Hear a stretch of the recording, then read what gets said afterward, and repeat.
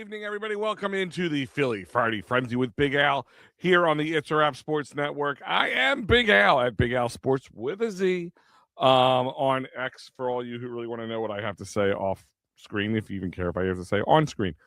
We got a lot to cover tonight. We will be talking, we'll touch on the Phillies, as well as you'll be seeing me tonight for the post-game show.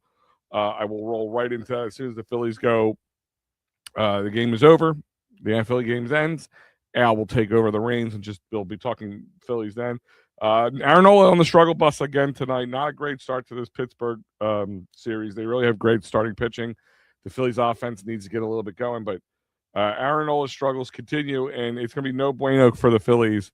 He needs to figure it out. We're going to touch on that. There's no question about it. It's not like, can we bring somebody else in? We are stuck with his contract. He needs to figure it out now. Like, just there's no ifs, ands, or buts. Figure it out. Just that's all I'm going to say. Kid gloves off. Figure it out. You're paid well enough. You can figure it out. But we're going to talk a lot about the NFL schedules release was this Thursday. We'll touch a little on the Sixers and, of course, Daryl Morey's a goodbye, which I'm not surprised. We'll talk about what more other departures do we think could be coming up. We'll also be talking very heavy laden on the NFL schedule, though, tonight. We're looking at the Eagles schedule, but also going to look at some of the primetime games altogether, the first week of matchups, the international games, Monday Night Football, and the holiday games, which is going to feature heavy the Eagles. Obviously, the NFL wants the Eagles on the holidays. I don't know how you guys feel about that. I'm a little, on the edge about it, and I'll tell you why. We'll get through that all right now. We have some comments already coming in. Star Wars, Nola's terrible. Yeah, last couple starts especially. It's just been, I've kind of come to the conclusion that you're never going to get a consistent Nola ever again. But, when you're trying to get up just to 500 and you're struggling, and, the Phillies are getting base runners tonight. Ashcraft is not like just pitching lights out right now. He's pitching well, but he's not pitching lights out. He's hit a second, I think, Stubbs for the second time tonight, just now. So they're getting base runners. They need to add to them, and they need to score them. Right now it's 6-1 Phillies after Nola kind of blew up in the, I guess that was the fourth inning there. Or third inning. I'm sorry, blew up in the third inning. But Bruce Harper, my man, my favorite Harper. What's going on, buddy? Al, I feel Nola was good in the WBC, but not for the Phillies yet. It's been last year was his worst year, and that was his contract. We're gonna dive in a little bit into the Nola contract as we talk here, because it's news right now. You know what I mean? It's news, and the duration is really what's going to hurt us more than just the numbers. Yes, Stubby's got hit by a pitch again. Hey, listen, I don't care how he gets on base. Garrett Stubbs ain't my favorite person in the world, but if he gets on base, now it's up to Turner and the rest of the guys to get it going. So I don't care how he does it. If he has to lean into it, Chase Utley style, then so be it. I hope Mel can be good again, but now I feel he might be bad. Well, Bruce, he is not allowed to be. I want to say that. We'll touch on that a little bit. We're going to touch on Aaron Nola in a little bit. Bruce, you're talking about it. Let's talk about it now. We'll go into the schedule part second. All right. So, yeah, Aaron Nola, he is definitely, listen, he's got probably more mileage on him than guys his age already. He is no youngster on top of it all. But his head is square up his ass. Like, I don't know what else to tell you. Like, that's like just taking the kid gloves off right now, Bruce. His head is square up his ass right now. And it is just unacceptable. It's unacceptable. And he's with us through 2030. We got 4 more years. 4 more years. We're 27, 28, 29, and 2030. So that's not including this year. If this is only going to get worse, that is no bueno. That means this year he's making $24,000. Well, actually, pretty much. He's making 24. He's making $24 million, pretty much $24.5 million a year through the rest of his contract. That's a big chunk of money, and he's not even he's barely a number 4 guy right now. I was hoping maybe he'd be a decent number 2 guy, and just overpaid, but I could swallow that. But he's not even that. He's not barely a number 3 guy. He is a okay number 4 guy because he'll give you a good game. He'll give you a Nola style game. Like he'll give it to you. Ooh, this is gone. Is that gone? Holy crap! I didn't think that was going. That thing just kind of kept leaning towards 2-run jack. Kyle Schwarber. All right, boys, girls, we got a bit of the game. Through 6-3. Thirterdale's still down 3, but it's the top of the 5th. Kyle Schwarber doing Kyle Schwarber things. It's not an easy park to hit in. I've been to PNC Park. It's not a bad park. My first covering the Phillies as a credential reporter was my first away game. So that was cool. Pittsburgh, it sucks itself. I'm just gonna be honest with you. The city of Pittsburgh's not great, but the park's beautiful. Park's beautiful. Schwarbombs in Pittsburgh, right? Trying to hit in the old Allegheny there. I feel you're right, but I feel we need at least another top pitcher, and Painter isn't doing a good job either yet. Listen, I always tell people, like, I never expect much of Painter. I was hoping he'd be a solid 5 this year. Anything more would be icing on the cake for Painter. Painter had a decent outing in the last one. They kind of little kid gloved him a little bit. They didn't let him go too far. Let him go out on a kind of a high note. Not great note, but a high note. Like not being down, not getting clobbered. Aaron Nola's been around long enough. Aaron Nola should start being smarter. I'm tired of seeing him on his bench. I'm tired of seeing his head down. He needs to be better. He can be better. He should be better. But, I mean, this is $24 million for another 4 years, not including this year. And, by the way, that was Kyle Schwarber's 19th home run of the season. Damn. May 15th, 19th home run. Damn. It's pretty amazing, to be honest with you. It's gonna be I'm gonna be dead honest with you. Pretty amazing on Kyle Schwarber, and he's saving them. The guys are getting on base, and he's doing what he does best. And Ashcraft just let another hit, and he's up 73 hits or 73 pitches. I mean, hopefully they can get a little bit more out of him. Just keep, even if they don't get another run in this inning, just keep getting guys on base. Drive up that pitch count. Get to their bullpen. That's okay. Their bullpen's good, but not great.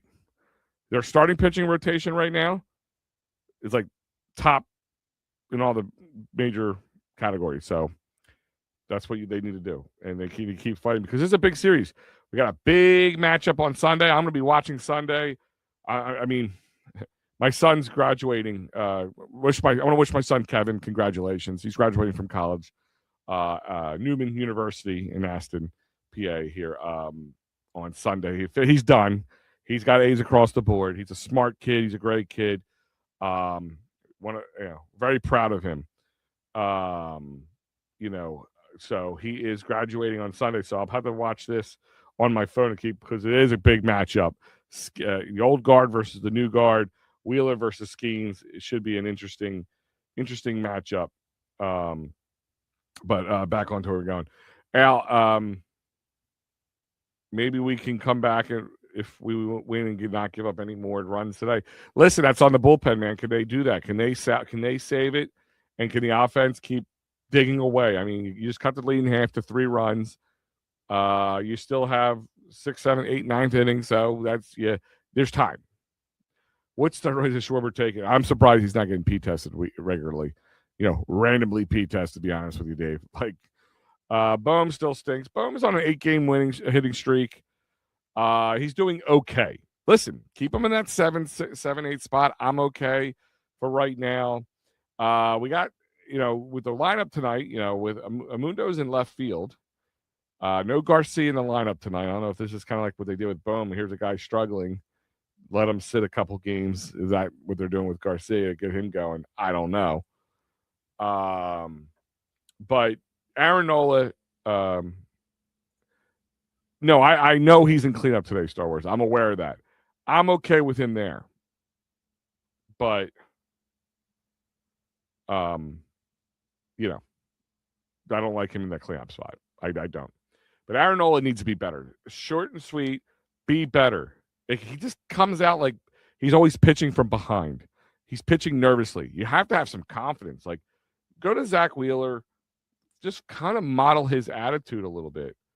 Like, just tune everything else out. Sosa had a nice catch off of Cruz, yes. He also was able to get that outfield assist a little bit because somebody completely misread that one. But yeah, Aaron Nola he can't happen. You can't have that kind of money spent.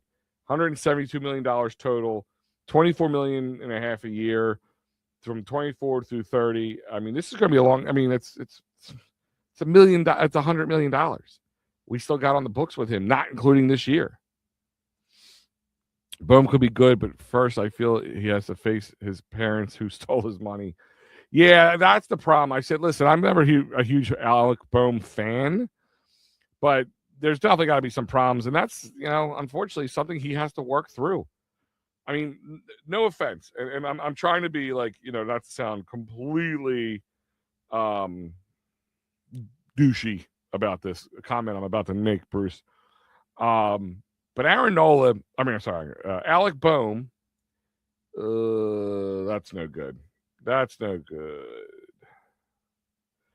Up 7-3. Solo Jack Shugart just gave up to Lowe. Second home run of the game for Shugart. Three RBIs. I know my friend Steve, I was talking to earlier, has him on his fantasy team, so he's quietly cheering him on. But back to what I was saying with Alec Bohm, not to sound insensitive, right? I'm not going to sound insensitive, but I'm going to be insensitive for a moment.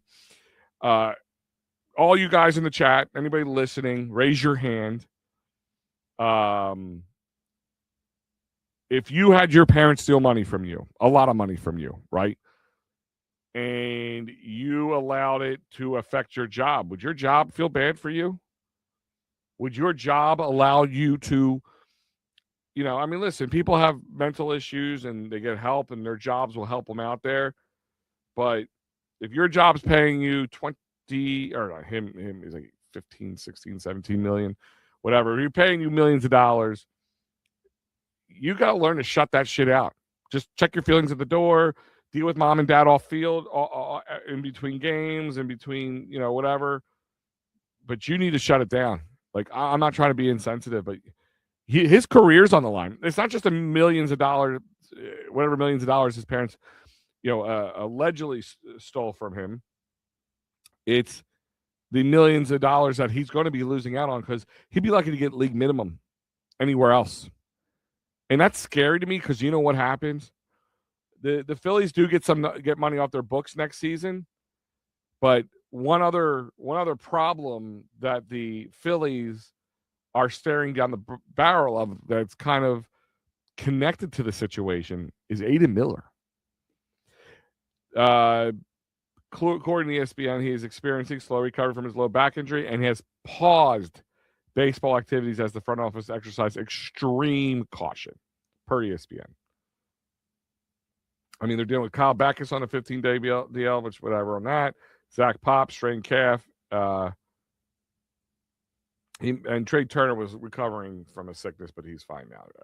That was the other thing. But he's not even playing baseball right now. That's no bueno for a young guy like that. No bueno.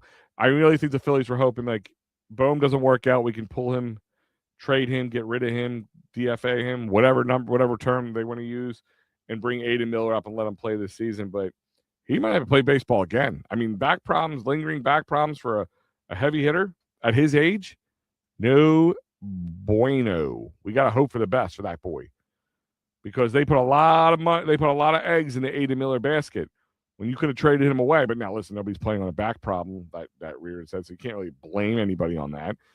But we said he was untradeable. A lot of people said Aiden Miller was untradeable. I, myself, Matty B, there's guys you're not willing to trade. Got to give guys a chance. You had an opportunity you could have really added, bolstered this team with players over the last couple of years with Aiden Miller, and now you're kind of SOL. And now the big problem is if Alec Bohm does not do well, and they still think Aiden could come back maybe after another year of rest this whole year, but they're not ready to start him next year. This is how they're interconnected. they might keep him around. Now, maybe they can sign him for a league minimum or a team-friendly deal. That means we're stuck with Alec Boehm further. So there's two things really lingering on that Aiden Miller basket that we put a lot of our eggs into. And, that's a problem. It's a real problem. But right now it's 7-3. Pirates up over the Phillies. They need to do something. You can't be depending on Schwarber every night. He seems to be the case night after night. Well, you can't rely on the long ball every night. You really can't. I mean, listen, 19 home runs. Sooner or later, he's going to cool off and not hit like this. All right. He's going to go through a streak. He's not going to hit like this. And if he doesn't, power to us. That's lucky for our team that, we are now back in the game, sort of. We're one grand slam away from tying the game up. 4 and 3 runs just seems like hugely different. You know what I mean? But these guys need to come back, and now they scored 1. They got to score 2 to 3 runs or more. Yeah, it have to. But again, the Aiden Miller problem means that we might be stuck with Alec Boehm problem. And now you're not just stuck with Alec Boehm. Also, what I was just talking about, you got $24 million a year for 4 more years to deal with a feudal Aaron Nola. And that also becomes a huge problem that we need to really keep our eyes on. Like I said, this team, Pirates are a much better team than they're used to seeing right now. But they are a beatable team, and they're one of the better teams that they've played in a little while. They just won 5 series in a row. They are now 5-5 on series wins so far this season. And there are a few games out of 500. And getting there in the next week would be amazing. Like, just being down 9-19 would be a huge feat for this team. Like, just being honest. Like, give credit where credit's due, no matter how high or low on this team you are. But they gotta now add a few more base runners, get some players across the plate. There's always an issue playing in Pittsburgh. You know that, Al. Yeah, I know. It always seems to be a weird thing. It's not like San Fran issues, Dave.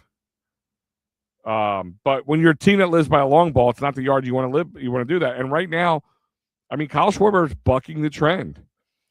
They are the top starting rotation in baseball for the least amount of home runs allowed. They're first for least amount of home runs allowed by their starting rotation. And he just bucked the trend. So, but if anything, can that spark this offense? But I hope not to reach for the stars, but just get base runners on. Like, you got Brandon Marsh start off here. He's hitting very well. Like, hopefully he can, get on base. Like, just get on base. Stubby's leaning the balls, getting on base. Whatever you need to do. Small ball manufacturer. Been saying this the whole time. To get them out of slump, that's what they have to do. And to be a good team moving forward. To me, to be a World Series contending team, what this team could do, play small ball throughout the year and support with manufactured runs. I would rather see that than anybody else hit another home run for the rest of the season, to be completely and utterly honest with you. If they win games the way they can with minimal home runs, I'm okay with that. I really am okay with that. Let the pitching pitch, except for Nola. But small ball baseball is really what I want to see, from this team. Like, that's the big thing here. So we're gonna get into it. And Dave, I know you're not your Eagles fan. We all know from your little icon there, but we're gonna be talking Cowboys. We're talking NFL schedule. I actually have a whole bunch of things here ready to go. I really want to break the schedule down. We're going to start with the Eagles' regular season schedule at this moment. And I see that graphics really nice. Somebody really copped off of somebody else's graphic design. I don't know. Matty B. You goofball. No, I'm just kidding. Go right ahead, buddy. Take it away. They are very prime time late in games again. Not as an old man, not my favorite type of thing. We have 2 Sunday night football games, 2 Monday night football appearances, and including the holidays. So and then they have another Thursday game. So they actually have 2 Thursday games this year because Thursday night football comes on Christmas Eve because of the Christmas Eve game. So there's 2 Thursday games because they got the Thanksgiving game. So let's walk through this. They start the season off at home against the Washington Commanders. Oh, and don't forget they have an international game too. I forgot about that. That's another one we forgot. Will you be wrapping presents come Christmas Eve, Al? Just wondering. No, I don't wrap presents. But it's more the turkey day. Me and you're going to be talking about, Dave. So they start off the season against the Washington Commanders at home. It's a big matchup. In the sense it's divisional. You don't want to lose. Really, it's a game nobody wants to lose.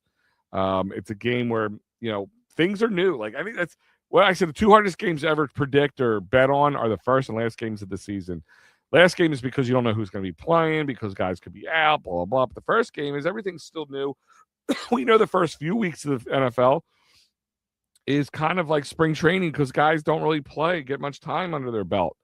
So you have that opportunity. You have the new offensive Sean Mannion, some new defensive players, some guys have went.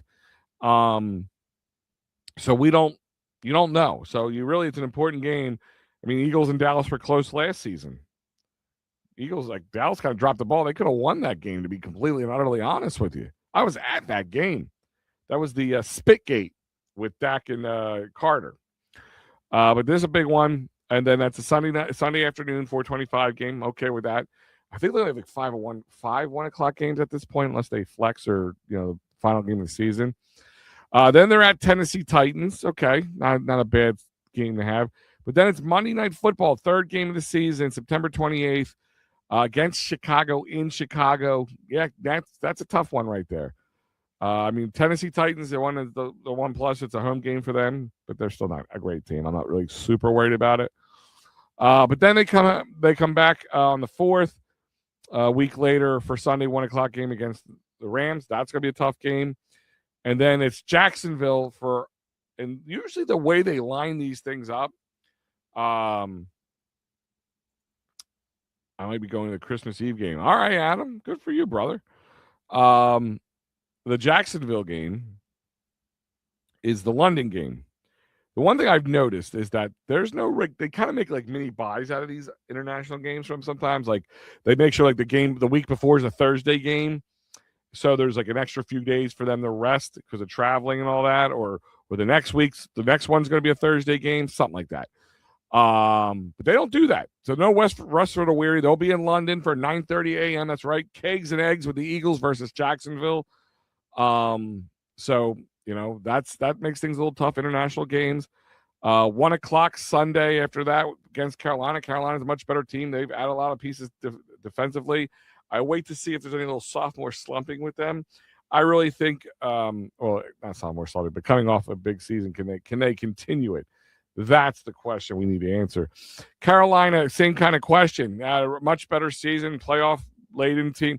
Kind of like remind me of like what we felt with the Flyers, right? Team hasn't been able to make the playoffs. Building a young team, all this stuff, and then they were to get a little playoff love and produce, but then they weren't able to hold it up after that. But can they build off of that, or will they kind of fall backwards? Then you got Dallas for a Monday Night Football game. That's right, the second Monday Night Football game in 7 games. So 1, 2, 3, 4, 5, 6, 7. That's right, 7 games, 2 Monday Night Football games, a London game. So in 7 games, 3 of them are either international or prime time. And then keep it up, Sunday Night Football after Monday Night Football. They're playing in Washington. That means before the first 8 games of the season, in the first 8 games of the season, they will see Washington both times. They'll be done with Washington. They will have Dallas on. They will have Dallas on one of them.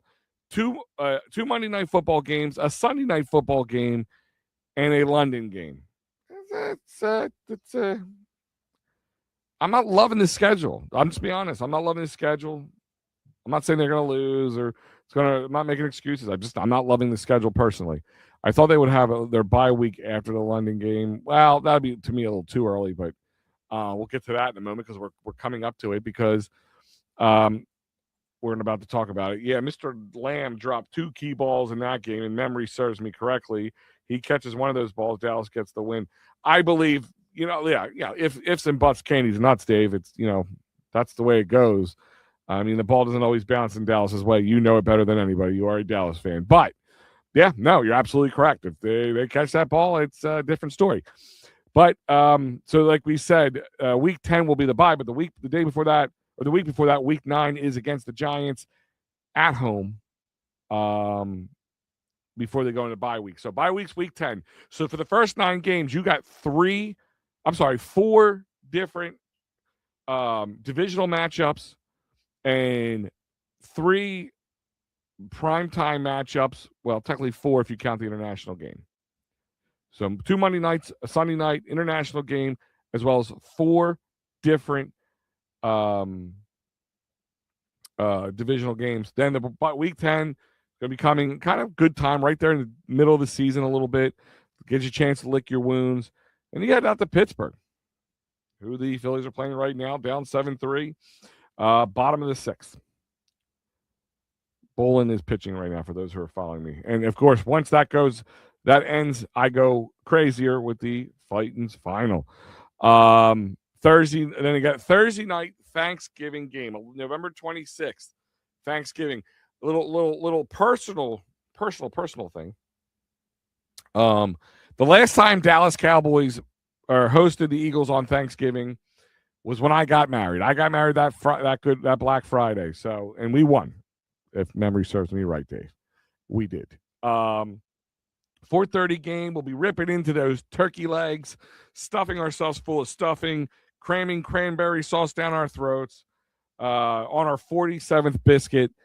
And Eagles and Dallas will be spitting that stuff across the room as we cheer and boo and everything else in between. Watching the turducken being served and hopefully Eagles chewing on those turkey wings. You know what I'm saying? So there is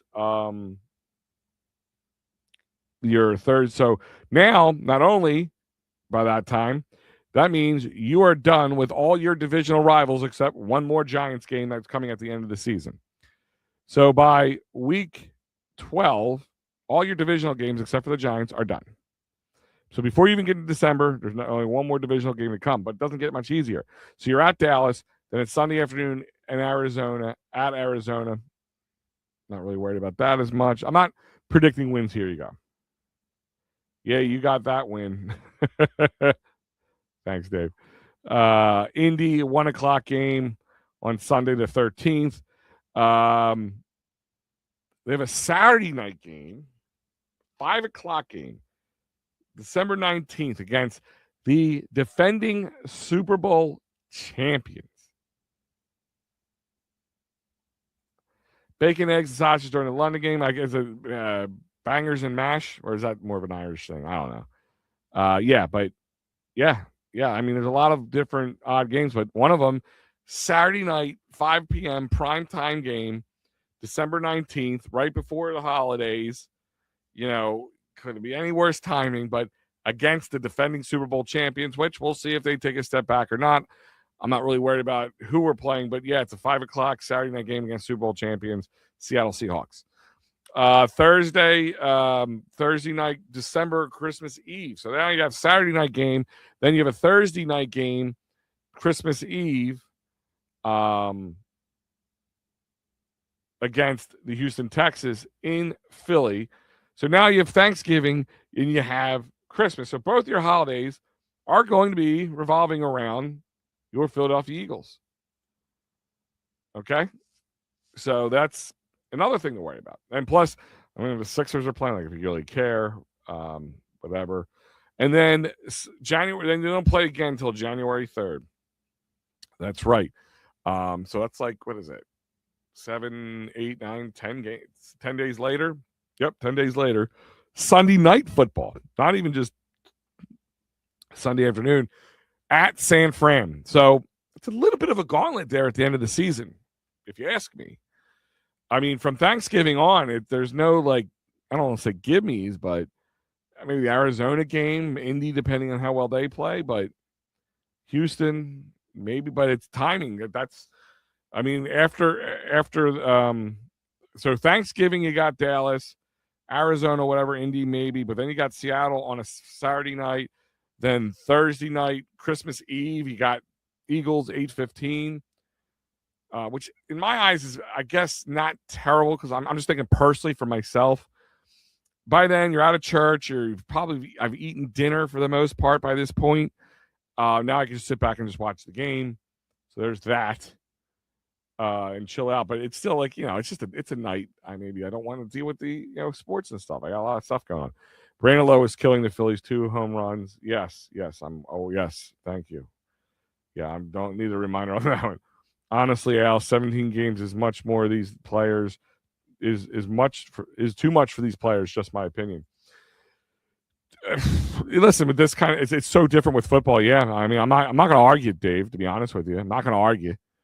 And then the last game of the season to be determined, of course, at New York Giants, because they don't make that until we see if the Giants are doing typical Giants football. Which I know Harbaugh's the coach now. They're going to win the Super Bowl. Relax, Giants. I think you'd be lucky to be 500 team. Just being completely honest, John Harbaugh isn't going to fix Jackson Dart and Cam Scatterbrain, because he's just, the way he runs, it's just his brains will be scattered all over the place at one point.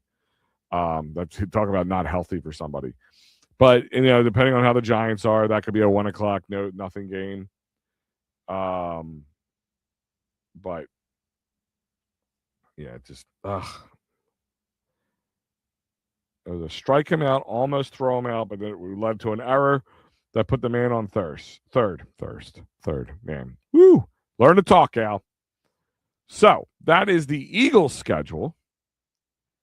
But I have more. I'm going to break down some more stuff for you, because like I said, I'm not going to say I don't like doing predictions. But based on what we know about these teams, that's not, like I said, a lot of people said it is an easy schedule, but I don't think so.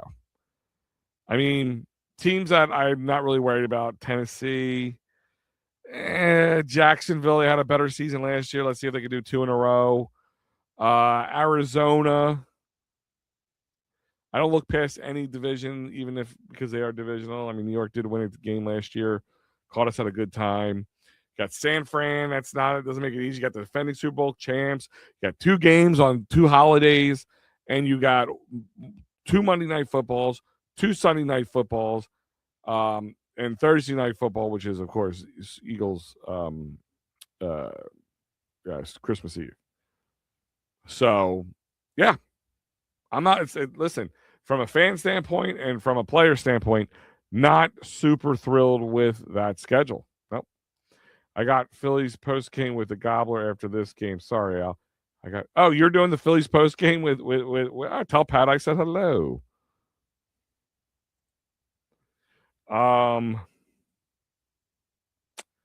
So let's get into this. I wanted to kind of break some other stuff down with you. So this is, just so you guys know, this is what we just went through. But the preseason games are at Baltimore, at New England, the 15th and the 22nd. And then the one home game is against Cincinnati Bengals. It's weird not playing the Jets. 2 7:00 games, 8:00 games for those who really care about those games. Looks like Pittsburgh scored again, 8-3. Does not bode well for your Phillies right now. Bottom of the 6th. But just kind of looking at things, 1, 2 ESPN games, and a Prime Video game, which is that Thursday, the Thanksgiving game. It's not the Netflix Christmas game. I mean, it's not technically a Christmas game; it's Christmas Eve game, but it's a Thursday night football, because Christmas, of course, is on Friday this year. So there's also that for a scheduling standpoint. Do you get season tickets? Do you still go to the home opener? You mean for the Eagles? Through work, I usually go to things. It's a lot harder for me nowadays, to be honest with you, Adam. I've been having to turn down my ticket a lot this season.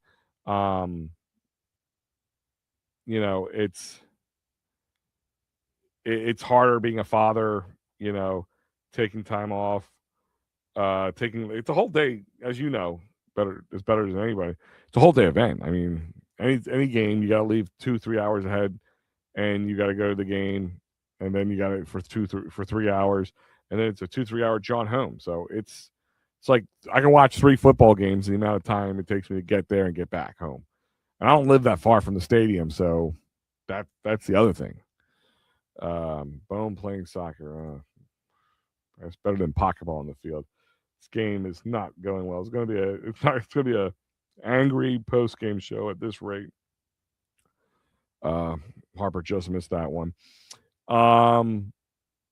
They got to get this guy out. They can't afford to get another run. I'm already down 5 runs again. Let's go back to what I wanted to talk about.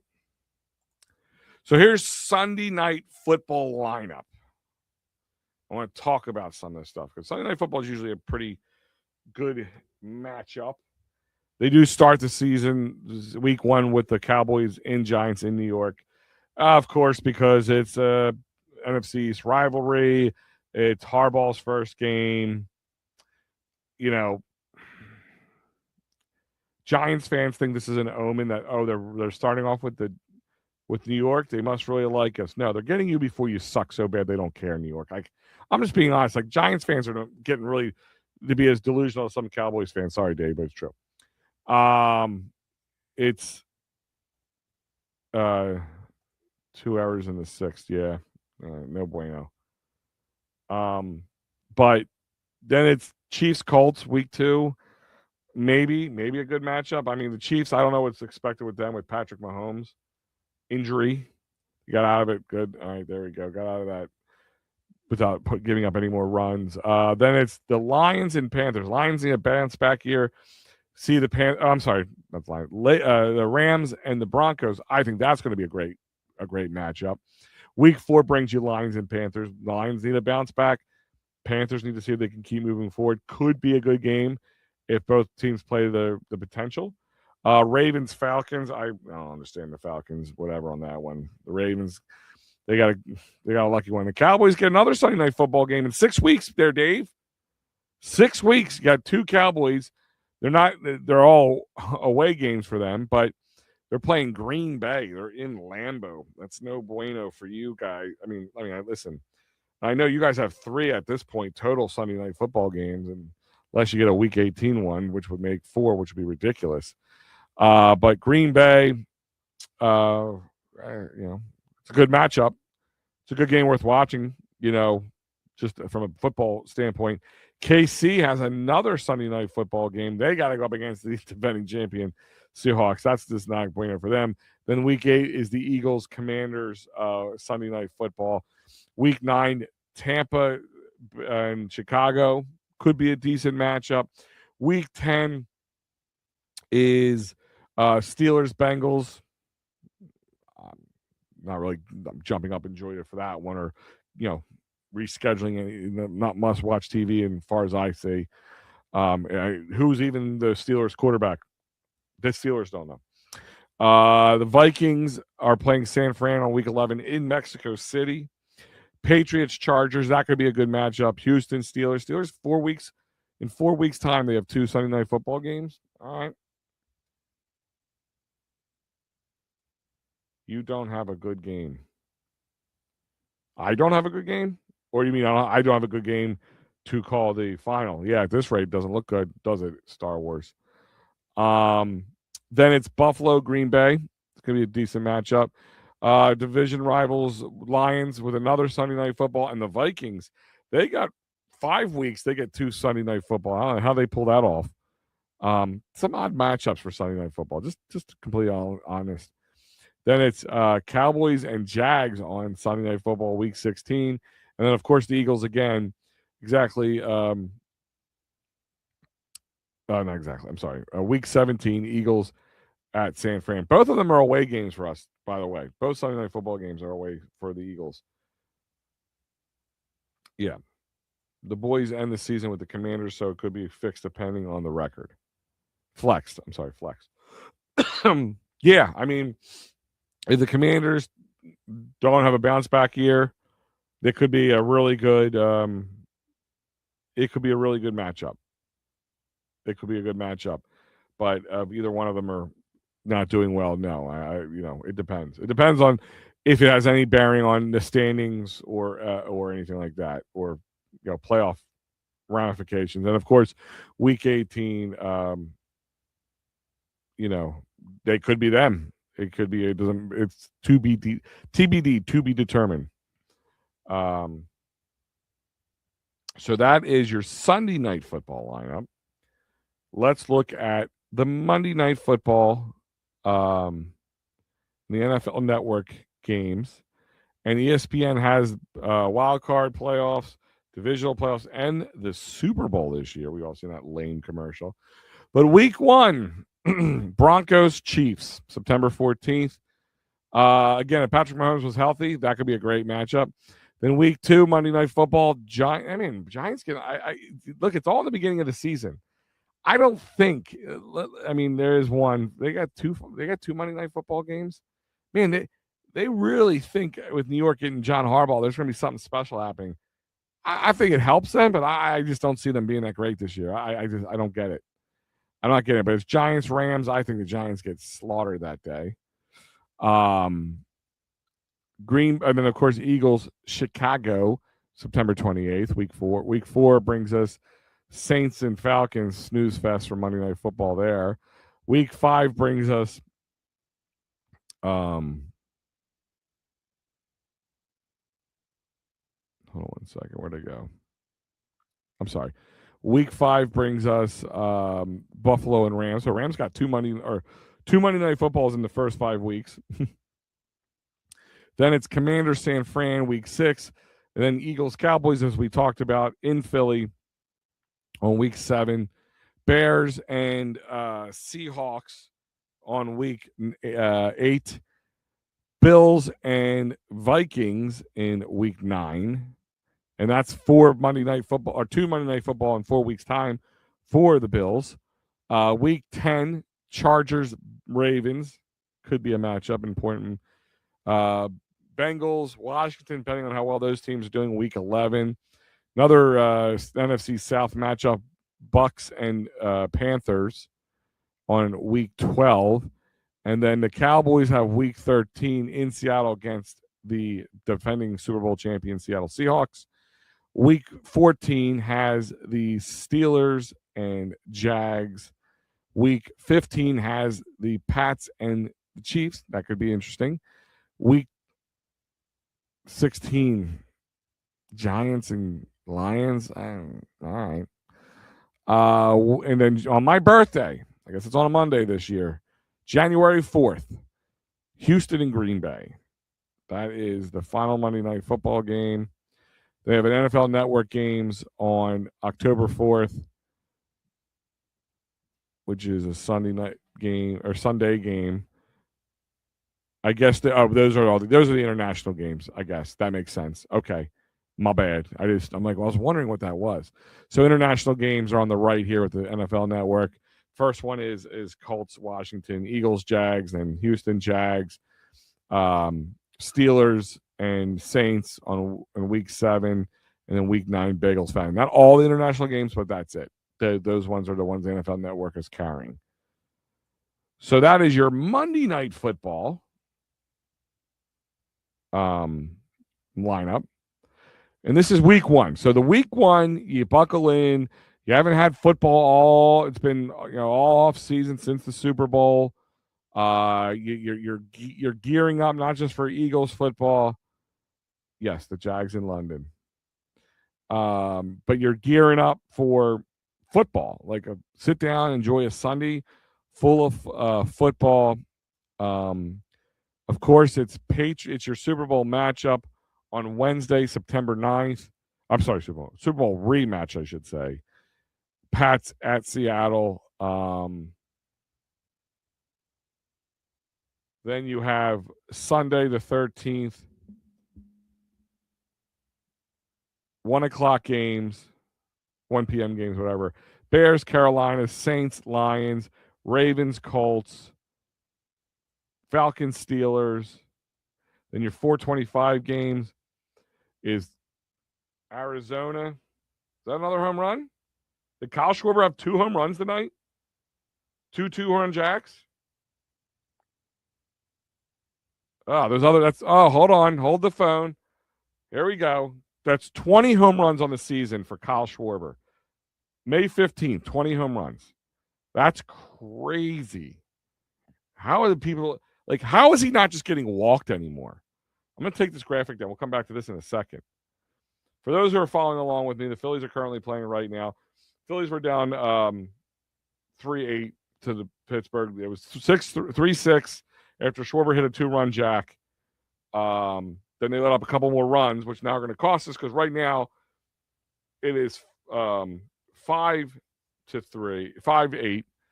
and they would be one run down if it wasn't for those other two. But it's the top of the seventh, 2 outs. I just hope Harper don't come up swinging for the fences, to be honest with you. And he swung and lined it out to second base. But game still in play. Kyle Schwarber doing it off his mega bat. Yo, Rye, what's going on, buddy? We're breaking down the NFL. I broke down the Eagles' schedule. I don't pick wins and losses. It is the most. I'm sorry. And I'm not going against anybody else I know who does these things. And I'm not saying it's lame and you shouldn't do it. And if you want to sit there and try to predict wins and losses and stuff like that, and even if you got them all right, you're just that damn lucky. Like it's you can't predict that. Hey, what's going on, Rye? Schwarber again, yeah, two runs tonight, two-run jacks. So that's 4 RBIs for Kyle Schwarber, keeping this team literally in the game. The rest of the Phillies need to really step up their game. You know, they pushed 1 run across with a sack fly, but the rest of it and then the pitching is doing okay. But if they just kept this, would be a one-run game right now. Boys defense can only go up this year. Last year we were 32nd in the league. Well, no, you could stay the same, Dave. You could stay the same. Listen, you got a good guy in Parker, and I'm not sitting there telling you you're guaranteed to have a good defense. You got some good personnel in that world. Parker,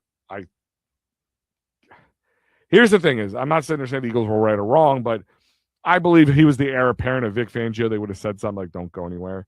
But obviously, I think it's Clint Hurt.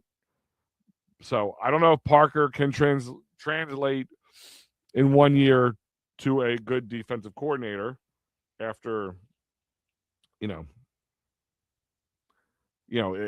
having success. But remember, we had a good team. We had a really good defensive personnel. He's working with Vic Fangio. Let's see if it can translate. So you might not be worse, but you may not get better too. So, but I mean, I think you got a good coach in Christian Parker. Just being honest, no, I wasn't thrilled when I heard he went there. All right, back to Monday night, the first week of schedule. So 4:25 game. All right, hold on. I kind of screwed this up earlier, guys. Let me fix this because I got all out of whack with the Kyle Schwarber situation. Phillies home run franchise leaders number. He's 10th now, Kyle. 10th overall franchise Phillies home run leaders. All right, so the season kicks off Wednesday night, September 9th, with the New England Patriots Seahawks rematch in Seattle. Then Thursday, it's the Australian game with San Fran playing LA, which that could be a great game. I mean, it's an important divisional game right there. That is an 8:25, 8:35. I can't really see that. Thursday night game. Then it's Sunday, 1:00 games. Bears, Panthers, Tampa, Bengals, Bucks, Bengals, Saints, Lions, Bills, Houston, Ravens, Colts, Browns, Jags. Not too much moving the needle there, but again, week 1, it is what it is.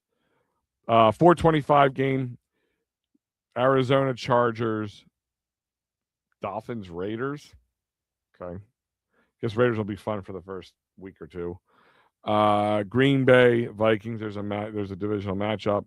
Another divisional matchup, of course, 4:25, Washington Birds. And then Sunday night football, September 13th, Sunday night football, is that Cowboys-Giants game. And then Monday, the September 14th, 8:15, ESPN Monday Night Football, Broncos, KC. Again, first week. I don't know what it means, but that is your first bite into the week of week one. First bite into the NFL season 2026, week one right there. How do you guys feel about these matchups? How do you feel about week one so far? We have another thing I want to kind of go through. Pittsburgh 8, Kyle Schwarber 5. Yeah, like really. Outside of, no, it was all but Kyle, right? There's just that one run they pushed across.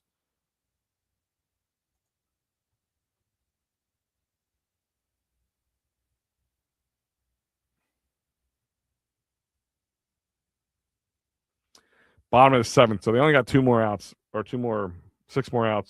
2 more innings to hit and keep in Sugar to keep this keep this game in front of them. So let's go. This is the other thing I really wanted to point across because I want your guys' feelings also on the holiday lineups. So we all know football, Thanksgiving. Thanksgiving is probably my favorite holiday. It's food, it's football, and it's family just relaxing. I mean, my 3 favorite F's right there: food, football. One of them I can't say a lot, but food, football, and family. The 1:00 game, Bears Lions, so that's a nice divisional matchup for the Lions. Eagles Dallas, another divisional matchup. Another one that you're gonna be, I think, is probably one of the highest ratings when it comes to Thanksgiving games in a long time. And KC Bills, 8:20 Sunday or Thursday night football ish. The late game on Thanksgiving.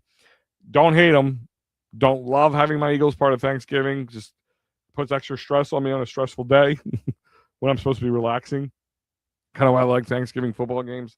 There's no stake in the game unless I'm putting some bets down. So let's. But how do you guys feel? Like, does that add or enhance your Thanksgiving holiday, or does it,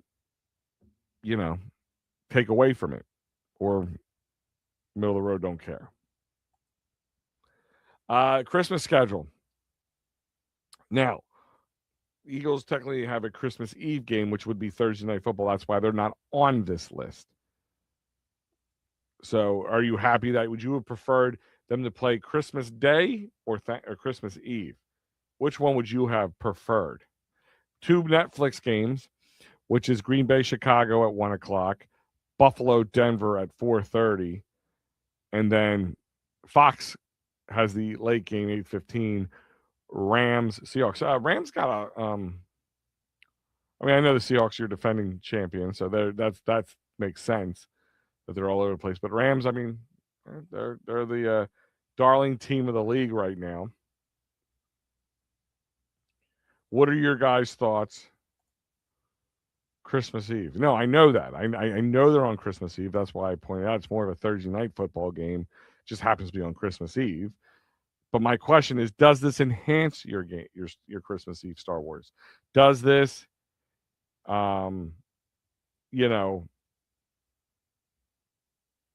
take away? Does it enhance? Does it move the needle at all for Star Wars or anybody here? Dave saying eat at 3 on Thanksgiving. Dave, I usually eat before 3, but yeah, 3:00's about right. Listen, I want to sit back. I want to have a plate, my 4th helping. I just want stuffing drilling down my lips while I'm yelling at the TV and screaming the Cowboys suck as I choke on a turkey leg. You know what I'm saying? Like I said, the last time they played on Thanksgiving together, I got married. Okay? That's how long ago that was. My son is now 11, so that was 12 years ago. Okay? 11 years ago. Something like that. Whatever. I don't know if I'm doing my math right. But does this enhance or take away having them on the holidays? Even Dave, I know you're not an Eagles fan. You should be used to this. I mean, Dallas has been playing on Thanksgiving for years. Does it take away from your holiday experience? I think it's a fair question. Does it add stress when you don't need stress? Does it add, does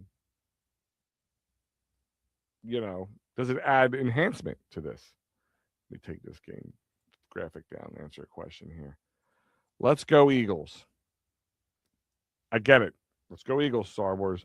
But my question is, does having the Eagles play on a holiday enhance or take away from your holiday experience? Everybody can be different. Maybe you don't have like young kids or family or whatever it is. Maybe it does enhance. Maybe it doesn't take away. Maybe it means nothing to you. I don't know. Eagles got all away links before 8 yesterday. I don't know what that means. Eagles got all away links before 8 yesterday. You might want to retype that in there, Star Wars. I don't know what you're saying. Not for me, it doesn't, honestly. Is it because you're used to it? Like, all right, Dallas doesn't typically play on Christmas. And you have a young child. Well, youngish anymore. I mean, she ain't young like she used to be, right? But would that take away if you had to watch, go out of your way to worry about watching a Dallas game on Christmas or Christmas Eve when you're doing whatever, I guess it depends on what your holiday, normal holiday routines are. Traditions. Like we used to go to my grandparents forever on Christmas Eve and even Christmas Day. Then my parents took over for a while. We'd be going to my parents' house, which is nice. They're not far away. But, it's church.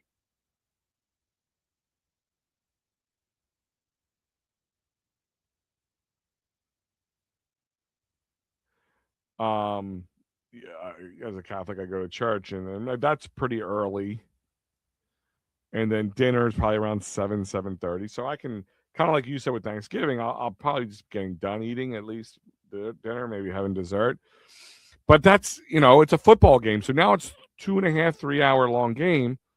On Christmas Eve, now, I got to do all the Santa stuff. Even later, which for my family, it's a little easier because of age. But I don't know. I probably would have preferred it on Christmas because by the time Christmas afternoon comes, it's kind of like cruise control at that point. You get through the morning into the early afternoon. That's the busy part for Christmas Day. Not as much Christmas Eve, as more evening stuff. Linked before 8 p.m. yesterday. Do you mean leaked? You mean all the games were? Yeah, I mean, listen, you got to give the NFL credit where credit's due. Star Wars, you really do sometimes. They really know how to make a spectacle and keep their name in the conversation.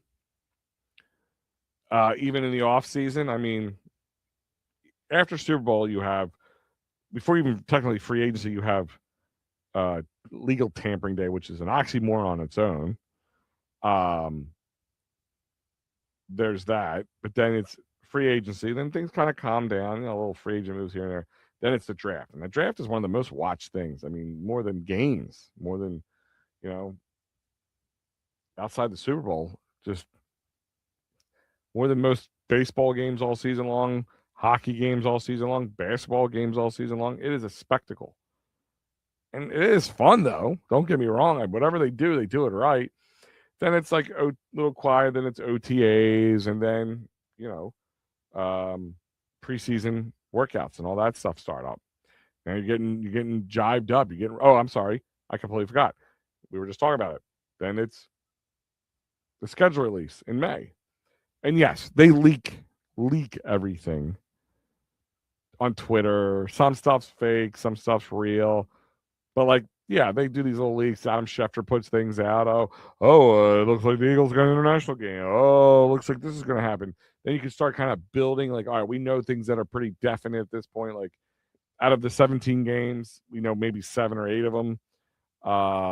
Then we kind of just to kind of figure out how things would happen. I know there was a leaked one. I think we have a leaked schedule here. Let me see if I can find it. What was a leaked, thought to be possible schedule? Where to go? Here it is. Of course, this was wrong because they had the Colts, Jags, and Houston all in the first 3 weeks. San Fran, week 4. I'm just trying to even see if they got this right at all, to be honest with you.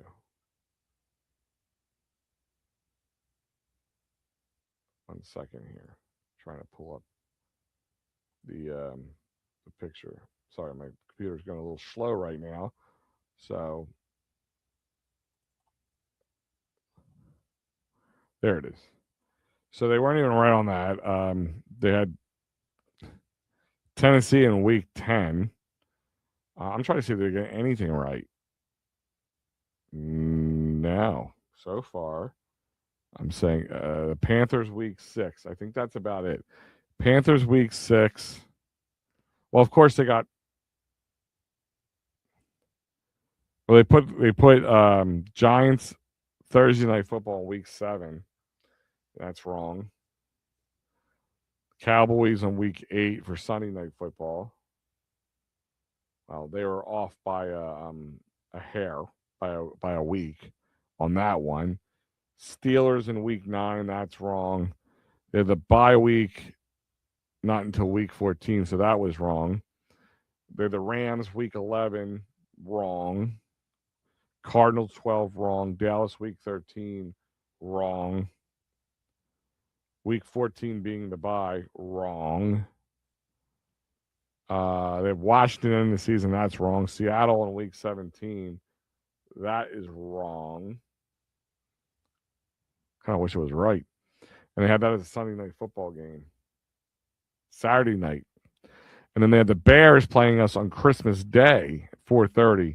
That was dead wrong. Christmas Eve, not even part of the Christmas lineup. So, yeah, I mean, this is the kind of stuff that, whatever, just makes it fun. And look, it has us talking about it, doesn't it, Dave? Has us all talking about it. I'm sure that thing got shared around. So I'm used to I eat earlier. It's earlier and earlier for me.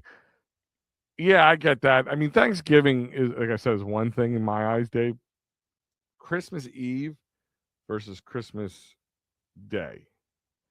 Late afternoon, evening game on Christmas Day would be a little bit better than a Christmas Eve evening game in my world. John Clark. John Clark had it right by week 10. Okay, good for John Clark. Good evening, Rob. What is going on, my friend? So, Rob, I know you're a little late to the game. Kind of going to play a little catch up with you right here. We're talking a little bit the Phillies. Aaron Nola on the struggle bus continues. Kyle Schwarber has two run jacks tonight. He's up to 20 home runs on the season. Justin, by May 15th. I mean, come on, man. How about that? And then I actually went through the Eagles schedule, but also not just went through the Eagles schedule, but I went through the Monday Night Football schedule, the Sunday Night Football schedule, the Thanksgiving and Christmas games. Some things I didn't love about it. Personal opinions as a fan. Some of it not liking it as a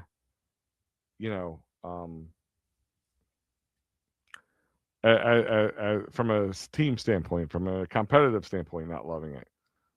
Right now, it's the bottom of the 8th, and Shugart is pitching again.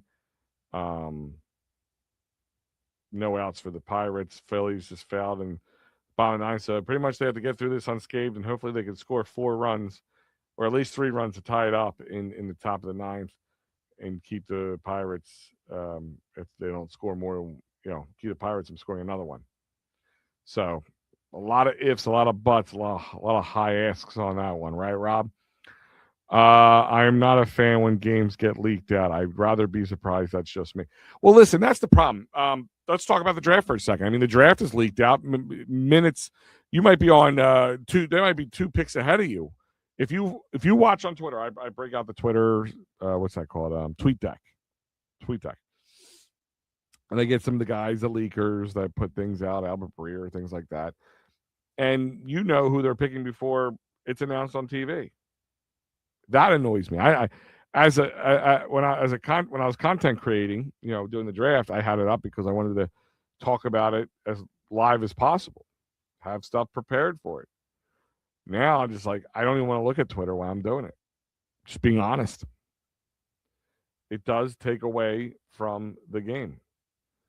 from the excitement. So I get not getting leaked out.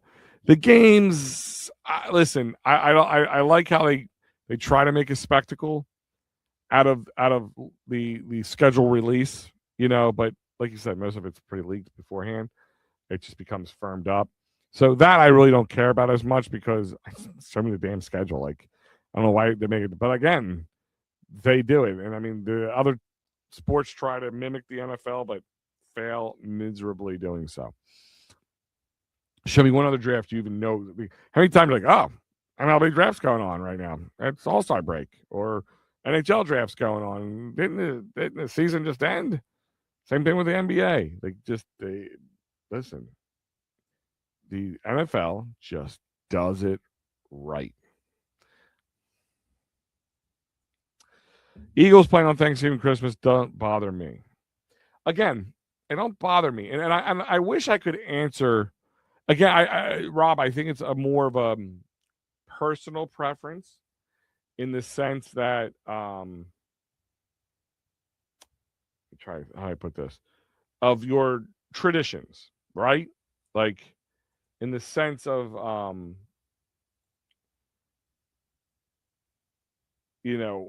said I go Christmas Eve, I go to my parents' house. And by that time I could stay and watch the game, but it's getting late. Kids are getting tired. I still got some stuff to do. I mean, not too much anymore. My kids are older now, so it's not like before. We got to go through the whole magical moments, if you know what I mean. I want to make sure no kids are listening that don't understand. But I don't know. It just adds another thing that I have to worry about doing because I'm going to watch the game. Yeah, I forget about that sometimes, Rob. And that's sad sometimes. I know it sucks for you and all that. So maybe it adds to you, just gives you something else. So I put that into consideration, Rob. For your sake, I'm happy for it. For your sake, I'm happy for it. Because you know what? We can, maybe we're not next to each other, but tweet or message back and forth about the games on a holiday. Just, like I said, I like talking to you guys about sports during and after and before and all that stuff. So maybe that's a little something. Hey, are you going to All-Star Weekend? I would love to. I don't know if I can. I don't know if I can swing the tickets for All-Star game. I might try to go to the Futures game because they're a little bit more reasonable tickets. I would like to take my kids to the Home Run Derby. I just don't know what they're going for. I think it's going to be crazy. That plays a little bit of a factor. I think it's going to be crazy, like hard to get tickets, like probably going to sell out in seconds. When is the Phillies Field of Dreams game? Is that this year? That's this year, right? Anytime, Rob. I love you, brother. Don't worry about that. Oh my God. Sorry, this just caught me off guard. The Pirates fans are doing the wave. The wave to me, and what I mean by the wave, for those maybe don't know it, when people go around the stadium from section to section and stand up, oh, and put their arms up and go back down. So it looks like a wave going around the stadium. I know I shouldn't have to explain it to anybody, but just want to make sure that people know what I'm talking about. Is one of the most obnoxious things fans can do.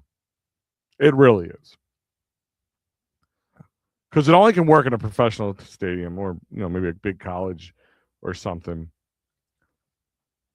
But to me, is one of the absolute annoying things fans can do. I hate the wave.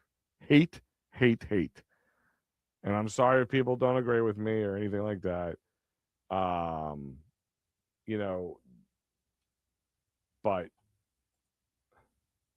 I can't get by. I think it's lame.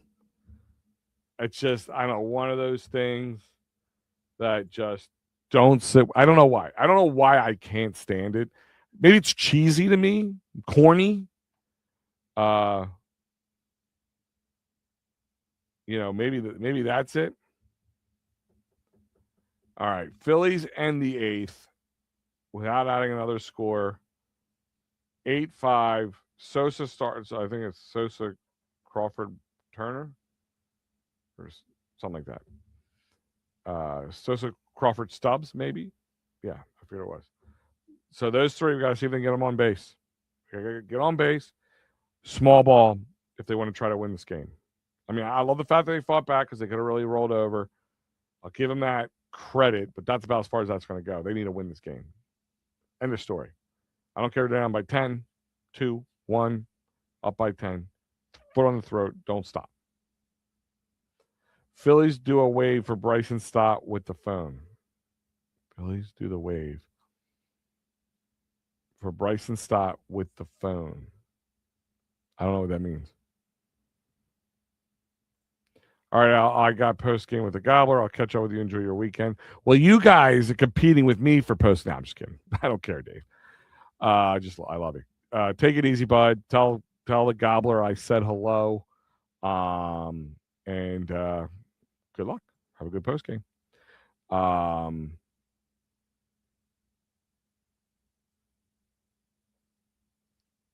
But the wave to me is just corny as all get out. I don't know what Star Wars means by this. Bryson Stott with the phone or with the fans. Do they? I really never noticed them doing the wave. But even if they do, it's still stupid and corny to me. Like, I'm just going to be honest. Sorry, I'm going to fix my camera here. I feel like I'm a little off. Hold on.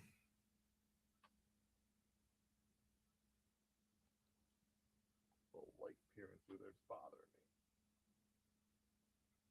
Okay. There we go. Sorry about that, guys.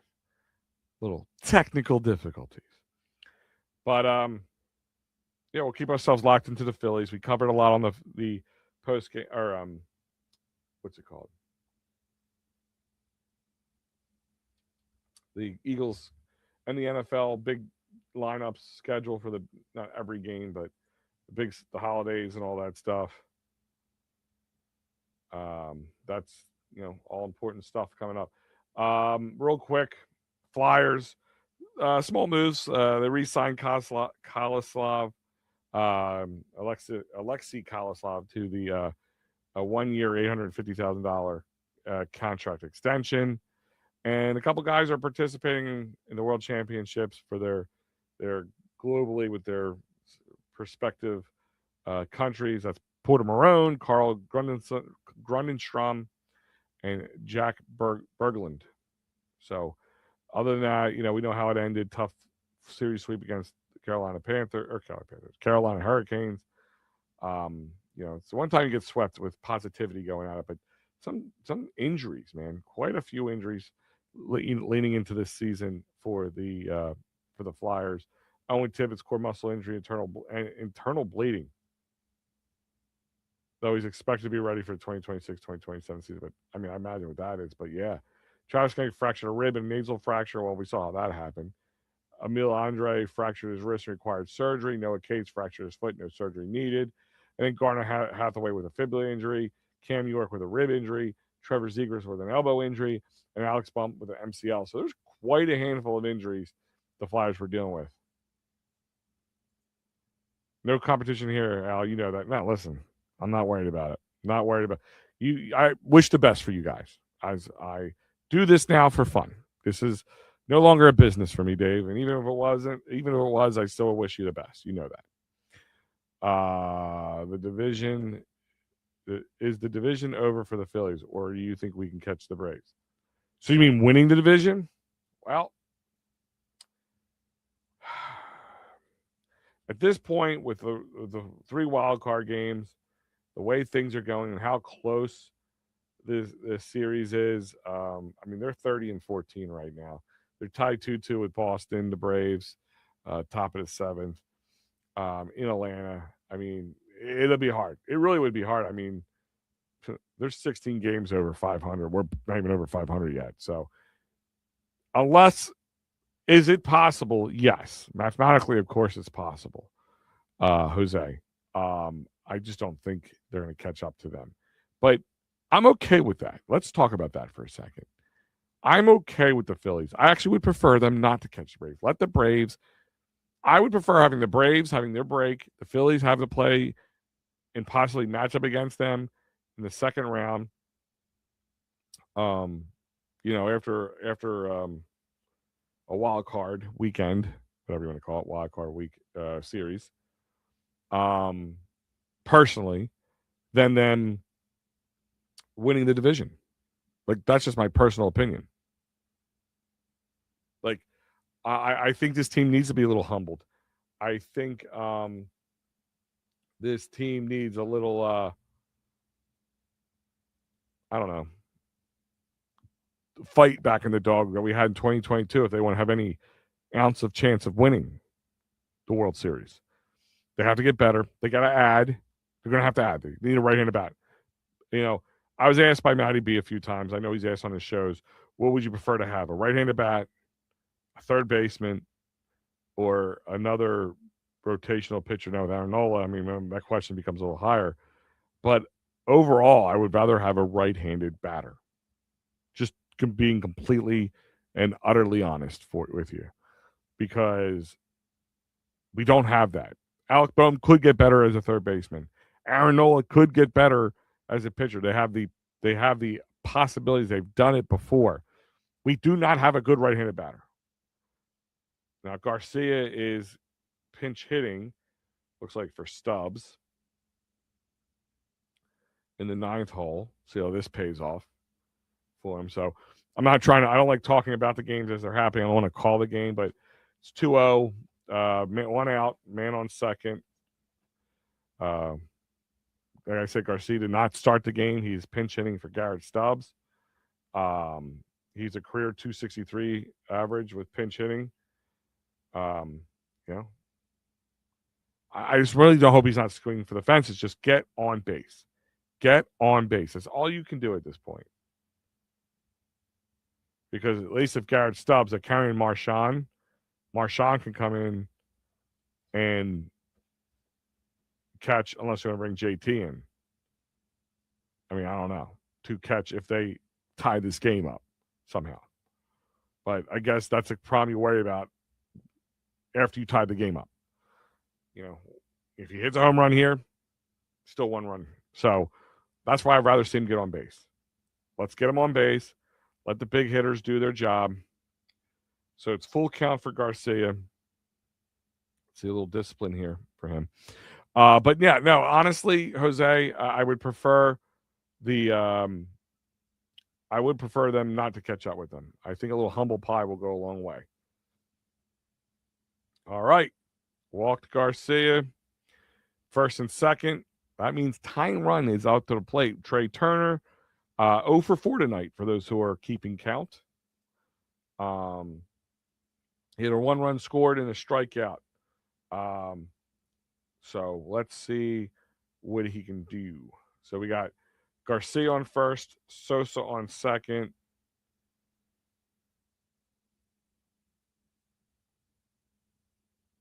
And that was a fielding by Connor Griffin, or got Amundo on there. So they got to take advantage of this. They got to make them pay for it. Like, let's just be honest for what it's worth. Got to make them pay for it.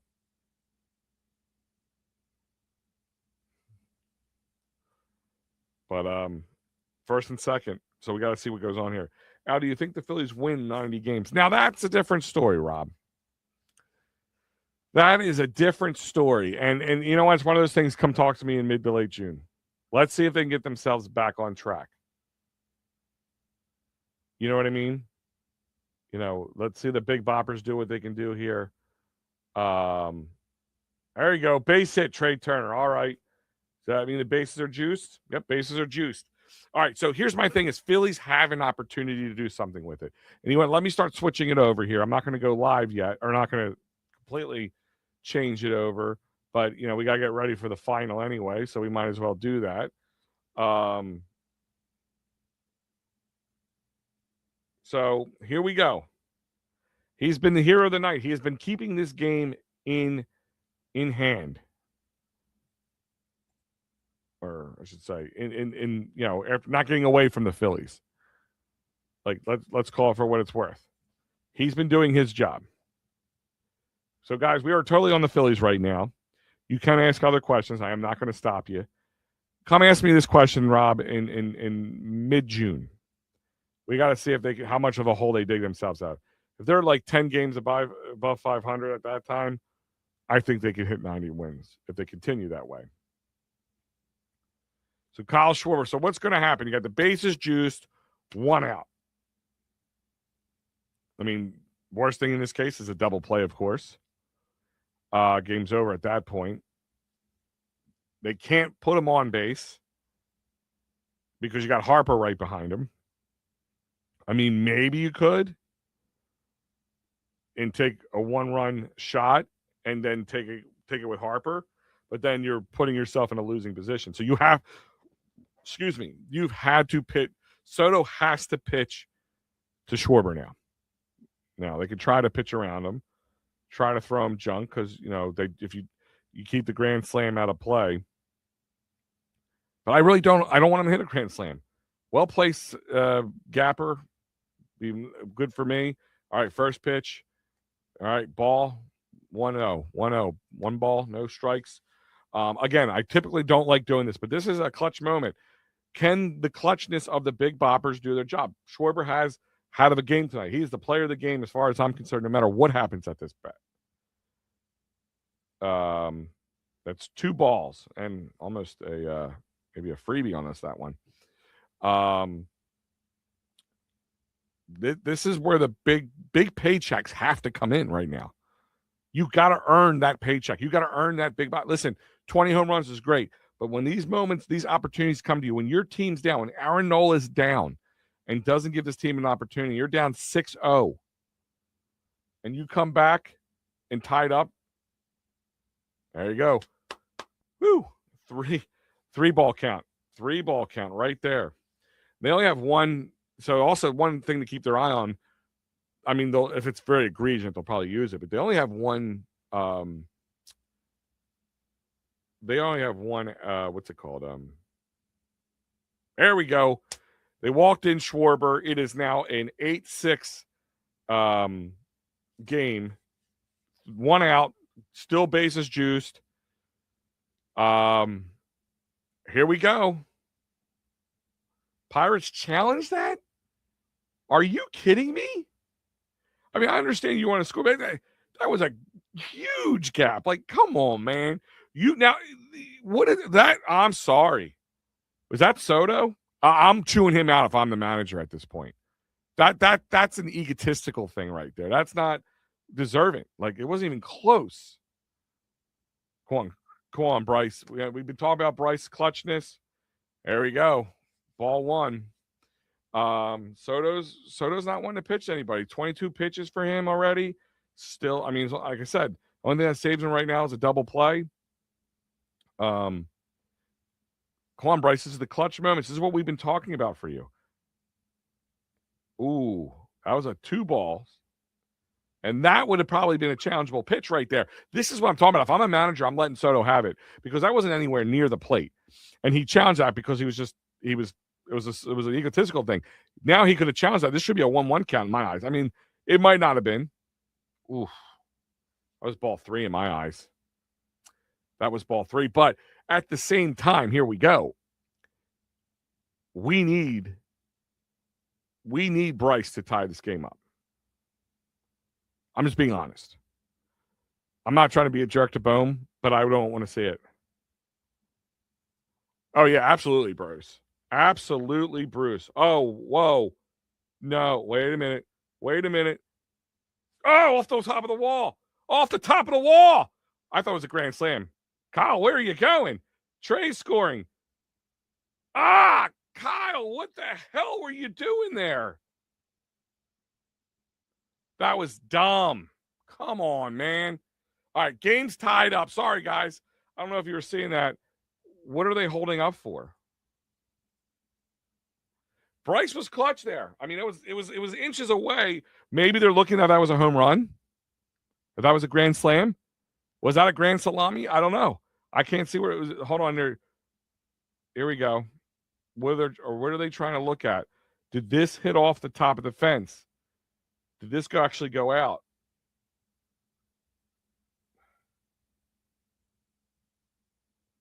Ooh, I don't think so. I mean, I'm talking inches. Inches. I hope they can zoom in on that. It's 8-8. But Kyle is trying to stretch that out. He was safe.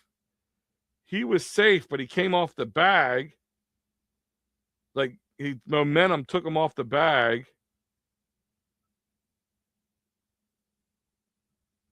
What are they doing here? Is there a challenge? Is this a crew chief challenge? Guys, I'm sorry that this is live and we're doing this. I really am. Are they trying to see if that was a home run?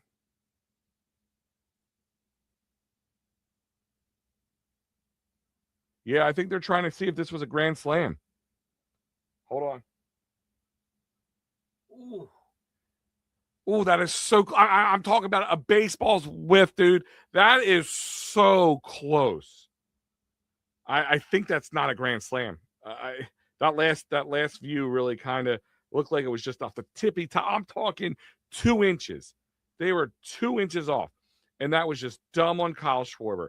Now he was trying to get out of the way of the tag, which he did, but his momentum took him off the base at third. But if they come out and they can overturn this, that would be humongous. I mean, Kyle, dumb base running. Sorry, buddy, it was. You should have never did that. But that was close. We got a tie ball game, 8-8, ladies and gentlemen.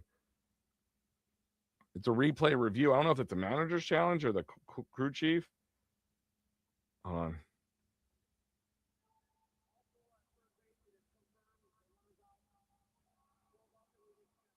Oh, so it was a manager's challenge. Okay. So I guess they're challenging if it was a home run or not. So it was confirmed. Schwarber stays out. That was really, I mean, of all the good stuff he did today, getting on base here, the 2 home runs, 4 RBIs, that was kind of a blunder. Now, does Alec Boehm have it in him today? Bryce Harper showed the clutchness right there. Fighting's final starting a little early, guys. Sorry, it is what it is, but I feel Soto is better for the Phillies when he's on the other team. Sure, absolutely, right? I feel Schwarber is the best player, but big mistake. Yeah, no, that was just knucklehead mistake. He was trying to stretch something out. He thought maybe they were going to try to throw it in to maybe try to get Turner out before he got it. I don't know. God, Alec, what are you doing? Jesus Christ. Sorry, guys. This is why I wanted that grand slam would have been huge. Because now they're up 2 runs. And it doesn't lay on Boehm's shoulders. It's 1-1 count. Bryce is on second, for those who don't know. And that's the thing is, here's the thing is, if this was the way it was, Bryce would be on first, he'd be on second. If Alec Boehm just got the ball in the outfield, he would have moved to third. Oh, my God, he just swung that ball, too. Probably ball 3 if he didn't swing at the other one. But let's not get count. This is my problem. Soto's not pitching correct. Stop giving him outs, Boehm. This is what's going to be. Stop it. You're trying to force it in. A walk just does this just as well. Oh, whew. Sorry, guys. I'm getting stressed out over here.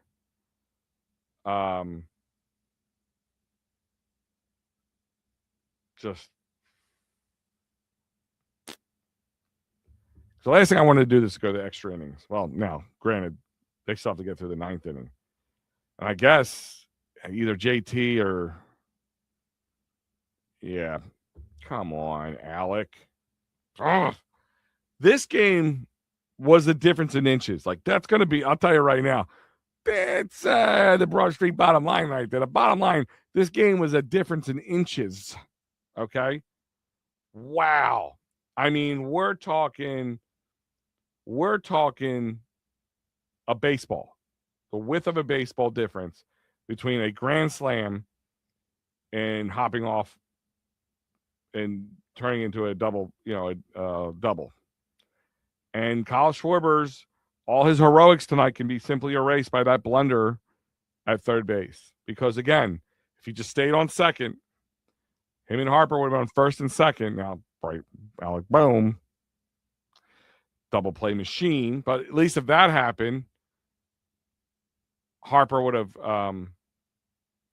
I mean, what's it called? Alec would have possibly, not Alec, Kyle could have possibly maybe went from second to third in that case. But at least you would have another fighting chance.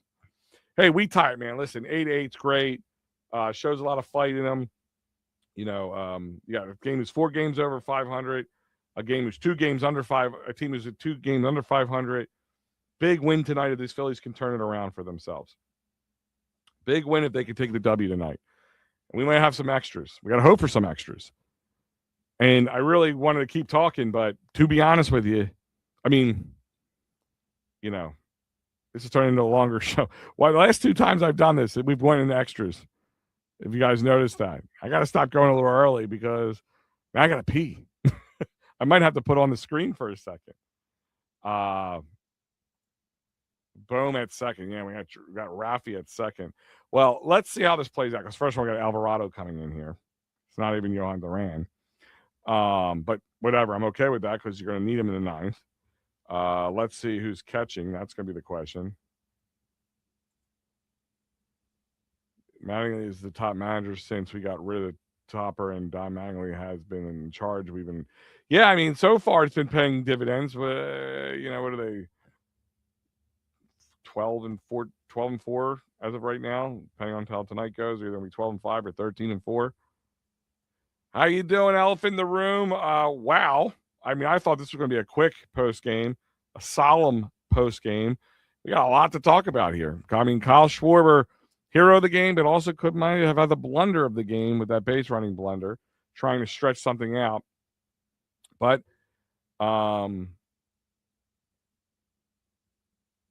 Alvarado is in.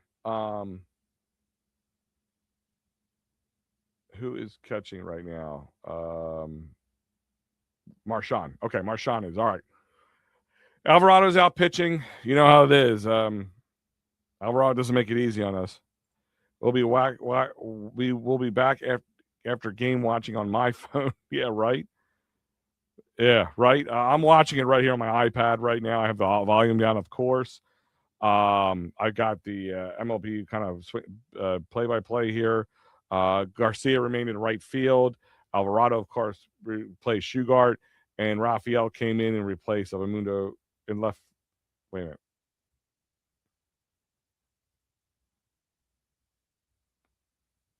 Hold on. Oh, Field went. Oh, okay. So I'm sorry. Marsh went to left field. Crawford stayed at center. Garcia's at right. And then, of course, Marchand's in for what's his face? Stubbies, because they pinch fit for him. Yeah, I'm not saying I don't believe, but it's a sample size that we can't get excited about right now, right? Like, we can see this happening, and it works for 15 games.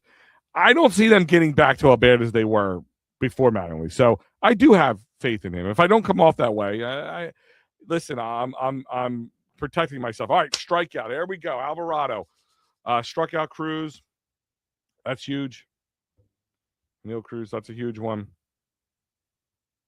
Tall, lanky dude, man. That man's got a swing. He makes connection with that. Woof.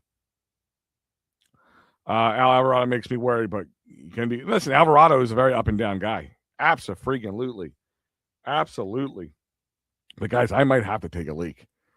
I might tell you right now, they get out of this and they don't, they have to go to extras. Big Al might have to put the pause on. I mean, I'm not going to turn the feed will continue to go, but I might have to take a leak. This was not planned to be this long.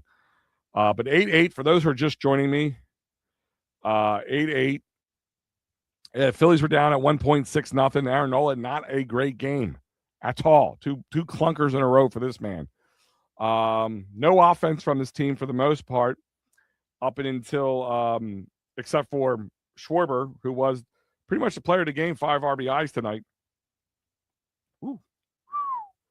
Wow, that's a movement almost right in a Lowe's face. And Lowe has been dangerous. He has 2 home runs on the night as well. Got to keep our eye on this one. God, that could have killed Lowe. Schwarber has been definitely the player of the game in my eyes. with an OPS of 1.015. God damn. Still, he's batting at 238 because he struggled in the beginning, but he's got his batting average back up to 238. I mean, home run after home run doesn't hurt. And we were literally inches away from a 10-2 game right now with Johan Duran pitching instead of Alvarado, looking for a win. We were inches away from a grand slammy from Bryce Harper. Did O'Neill not swing at that? Did he swing at that? Like, what's going on? Foul tip. Oh, no. I'm ahead. So this one's ahead. Sorry, guys. This one's ahead. So O'Neill, Brandon Lowe strikes out on a foul tip right here. Bing, bam, boom. Woo! So far, so good, Star Wars. I agree with you. We had a heart attack Hector. What was the other one? Cardiac Keller, as Matty B dubbed him. I like that one. But Reynolds is up, called strike with a sinker, 98.1 miles per hour. Throwing him some gas. All right. Reynolds is 1 for 4 tonight with a single in the third.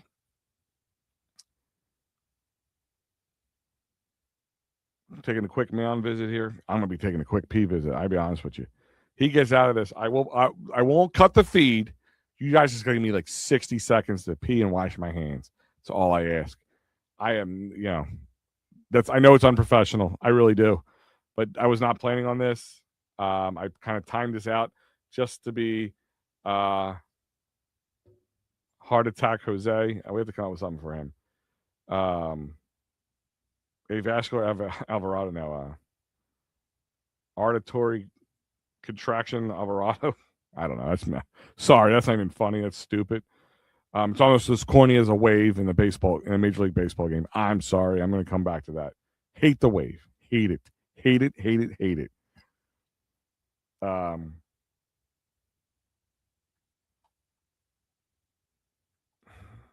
1-2. 1-2.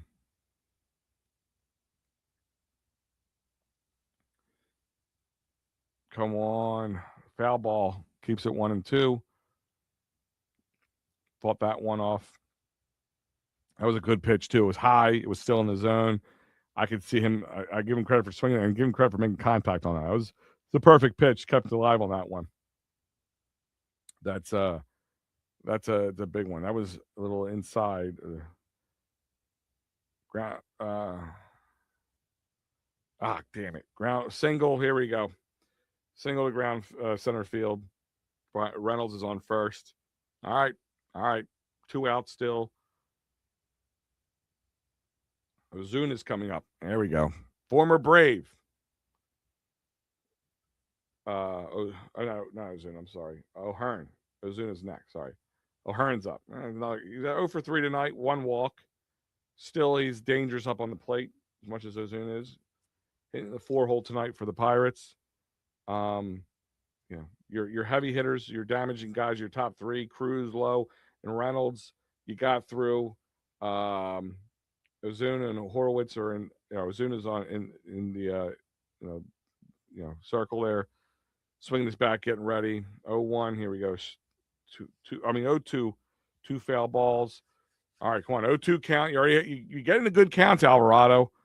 You gotta finish this up.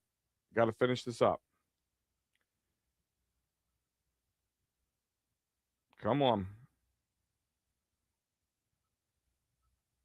Make O'Hearn 0 for 4 tonight. 0 for 4 tonight. That's what we're calling for, right? Can Alvarado keep the Phillies alive? Make this 8-8 game more interesting. That was an 0-6 game for those who are joining us. The Phillies scored, made it 1-6 game. Nope. They try to get him out at second. Reynolds got the second, stealing third of the season for him. It's honestly, I probably wouldn't have thrown that. I know he's the winning run in a place well-placed singles. They lose the game. Focus on here.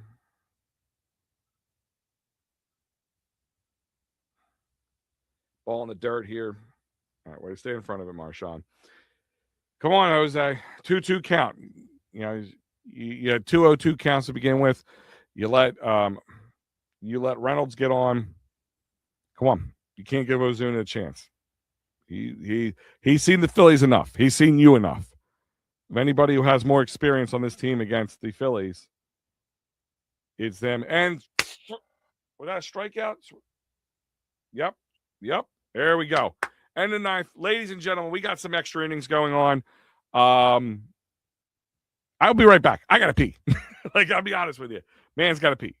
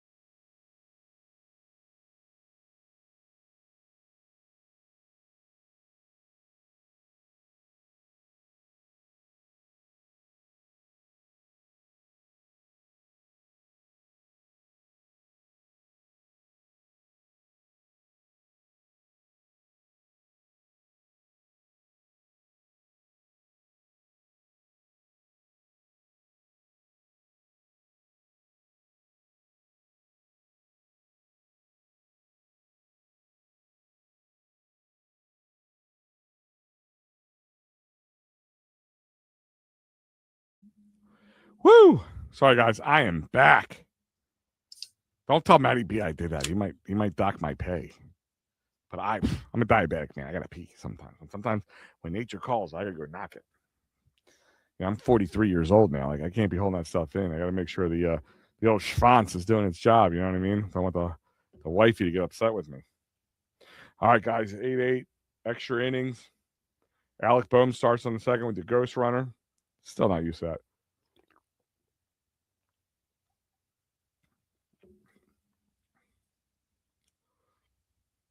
Decent pitcher up here, Dennis Santana, coming in for the Pirates. Oh, listen, I like the only thing that's good for Boehm right now. One of the hottest hitters on the Phillies right now, Brandon Marsh, coming up. I mean, people wanted to drive Marsh to the airport, not this guy. Now tonight, to vote for 4 tonight. Not one of his better nights. All right, there. 1-2. Ball, foul. 1-1. I'm sorry, foul ball. 1-1. I mean, well placed. Well placed. They got to score here. This is my point: is you can't let this go here. You can't let your offense go down. I mean, you got Marsh, Stott.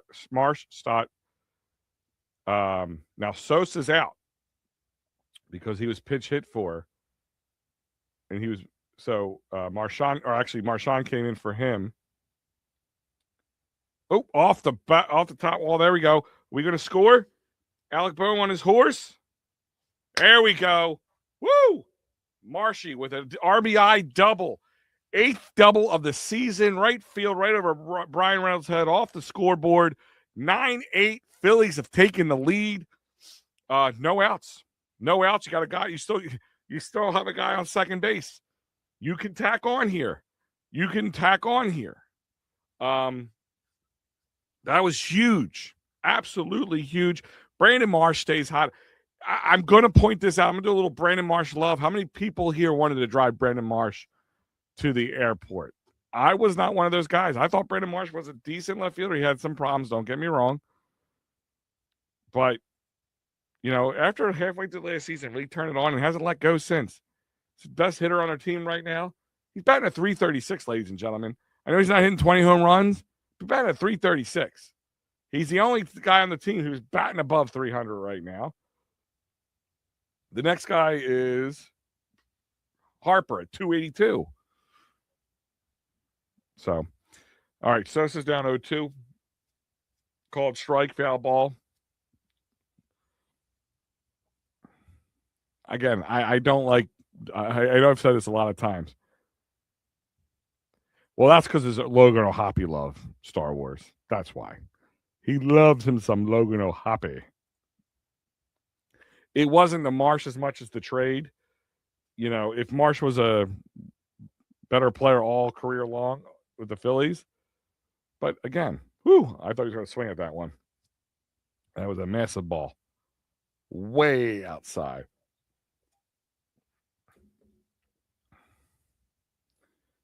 You know, this is amazing. I hope anybody's watching, coming in, enjoying this with me. Again, I don't usually do live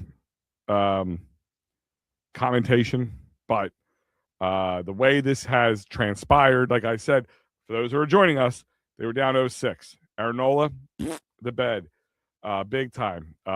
Two-run jacks from Kyle Schwarber and one sac fly had made it.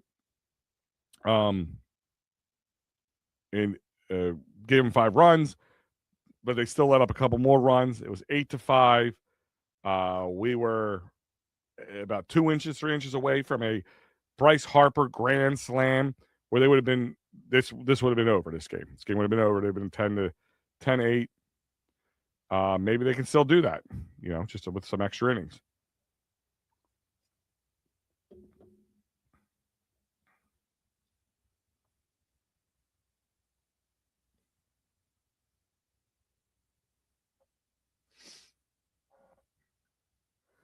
This is big. I mean, this isn't just a big comeback win or anything like that. Ooh, all right, Bryson Stott. Woo! Ooh, oh. All right, Brandon Marsh put on those brakes. I thought he was going to score. I'll be honest with you. I thought he was going to score there. Now, listen, the sac fly comes in huge right now. It gives you a 2-run lead, gives you a little bit of wiggle room, because that way they can't like just 2 sac flies and get a guy to score and tie the game back up. So you really need to score Brandon Marsh here. You need that 2-run cushion here. Start with a big hit. Absolutely, Star Wars. Hey, maybe you guys are enjoying me doing this. Let me know how you feel about it. Maybe it only works with fun games or games that, you know, have the dramatic fireworks that this has. Right now, we got Marchand up. As we all know, Marchand is not hitting well. He is he's batting at 074 right now, and it shows the way he just swung at that ball. He does have 1 home run this game and this season with 2 RBIs, but other than that, it's been kind of crappy from an offensive standpoint. Bryson Stott gets up to second on the defensive indifference. There we go. They let him take that one. That's good. Hey, man, that means if Marchand well-placed single, really, you know, 11-8 makes a huge difference. And again, this win, when you're up cruising, here we go. There we go. 11-8, baby. Bring it home. Sorry for screaming. Bring it home. Brandon Marsh, 11-8. Marchand batting an 074, said, screw you, Al. And my 074 right now. There you are. 11-8 Phillies and extras over the Pittsburgh, being down 6-0 at one point in this game. Wow. Just clutch hitting all around. Almost clutch grand slam to tie the game. A little botch running for a Schwarber, which kind of gets negated by all the fireworks here in the 10th inning so far. Yeah, Santana is rattled. This is probably his game to have because you're down 3 runs now, top of the 10th. You really, you know, with no outs, you really don't want to burn through anybody else in your bullpen.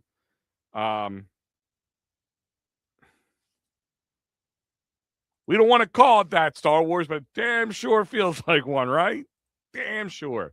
Let's not count on chickens yet. You know, it's never easy when it comes to closing these things out. But absolutely, Marchand, first hit since April 25th. Wow. First hit since April 25th. Big play, big time. Coming up clutch from the guys coming off the bench. Guys not really kind of struggling still into the season. Just here comes Crawford. Not Crawford. Yeah. Crawford. What am I saying? Nothing special, Crawford. He's 1 for 4 tonight. Had himself an okay night. Still batting at 270. Let me just put this in perspective.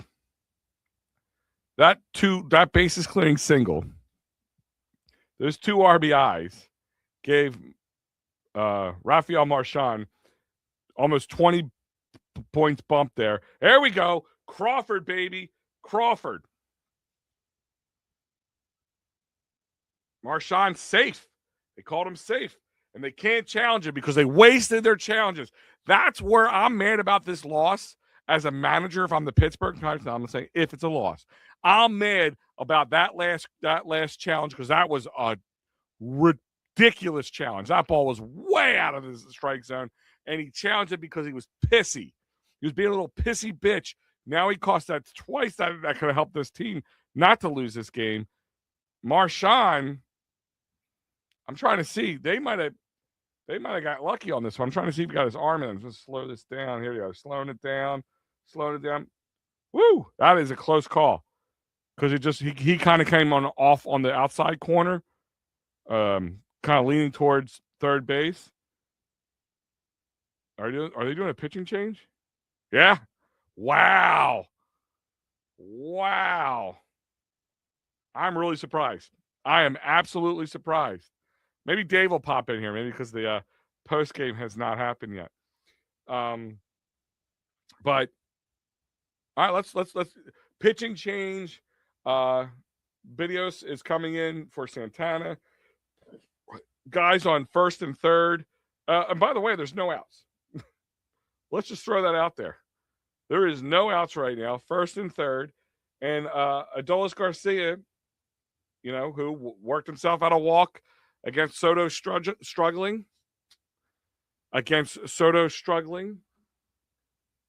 Comes up again when I probably didn't think he was going to be honest with you. When most of us probably thought that was it.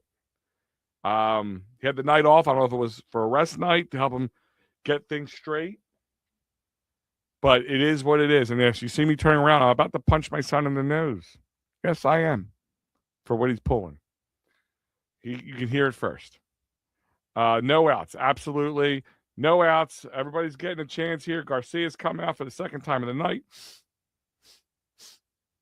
All that fun stuff.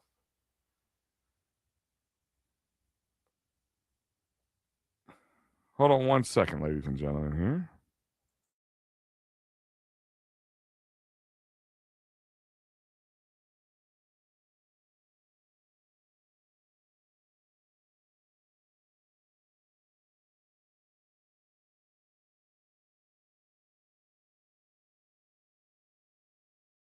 Sorry.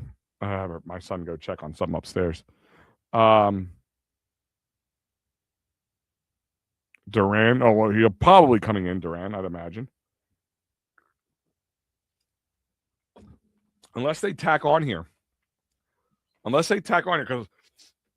right now there's a lot of other outside. I don't want to say outside. Let's play that. All right. And Crawford took second. All right. Another well-placed single again. This could be a 13-8 game. What a turnaround. If that happens.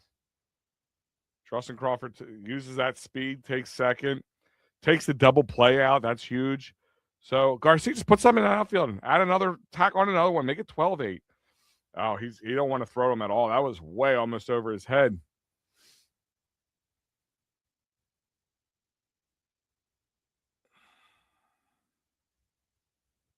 That is absolutely. I mean, I don't know. They might bring somebody else in. If you tack on another one, it's not a save opportunity anymore.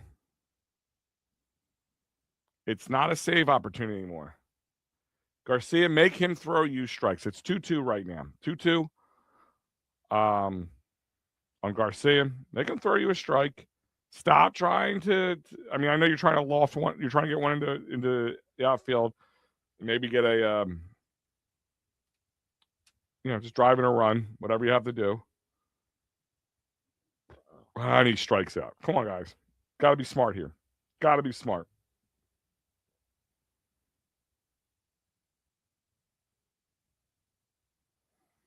There's a no-hitter going in through 7 right now.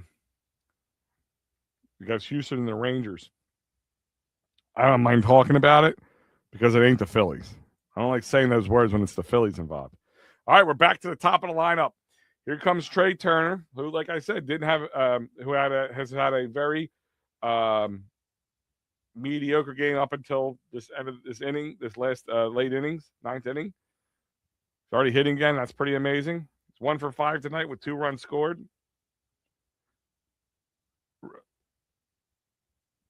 So, all right, 1-1, 1-1 count, 1-1 count. Listen, just get the ball into the outfield. And I don't think this guy's going to give you anything to hit. I would wait for him to throw me a strike before I swung at one pitch, unless something was just a butte down the middle. Like you just, a frozen rope type situation. No movement on it. You just take that one. All right, another foul ball here. 1-2 count to Turner. I mean, I understand three's a good lead. I just want to see take advantage of this one, guy on third. Score another one. Just really take the wind out because what a setting for the series this is. Pirates are a good team right now. They're up 4 games over 500. They have a really good starting rotation. They have one of the least. They give up the least amount of home runs from a starting rotation standpoint.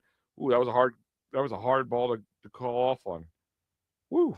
I give Turner a lot of credit, but absolutely, you got to take advantage of these, and you could really, really set the tone of the whole series with a win being down 0-6. We'll look at the rest of the night tonight. Phillies win tonight, come back from this. If Boston can they're in extras right now for those who are paying attention. Boston in Atlanta is in extras 2-2 right now, tied 2-2. Losing a series to us and going and taking game 1 of the series against the Braves, it's a win-win in the Phillies cap right there, brother. That means they go down a notch and we go up a notch, and that's all we want. Mets are down 1-4 to the Yankees, bottom of the 8th.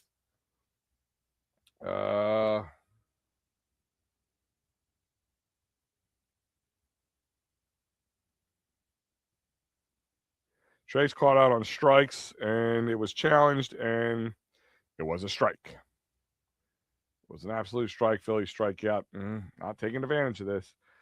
Washington is up 1 today, 3-2. I mean, I'll go over this more. I'm just looking at the division right now. And Miami did lose, so that is a plus. That is a plus. So if everybody else can lose, that would be great for us. As we claw our way back to at least above 500 and claw our way back. This is the kind of games I think we were talking earlier. And Bruce, if you're still there, you questioned and asked me and said, do I, Don Mattingly, and I agree with you. Don Mattingly has definitely made a big difference in this team for whatever it was. Kyle Schwarber is up, by the way. If he puts another home run in this, I might shit my pants. I'm just going to call it for what it is. But I know I said it's a small sample size, but these are the kind of things that enlarging the sample size early outside of games, when just W's and L's, to be down 0-6, traveling in Pittsburgh, decent team. You could have rolled in the carpet and just kind of sold the game off. But the team shows some fight like this. That to me is the biggest telltale sign. Bruce, if you're listening, and anybody else out there in radio land or internet land, just it's been an amazing game so far. I'm not counting my chickens before they hatch.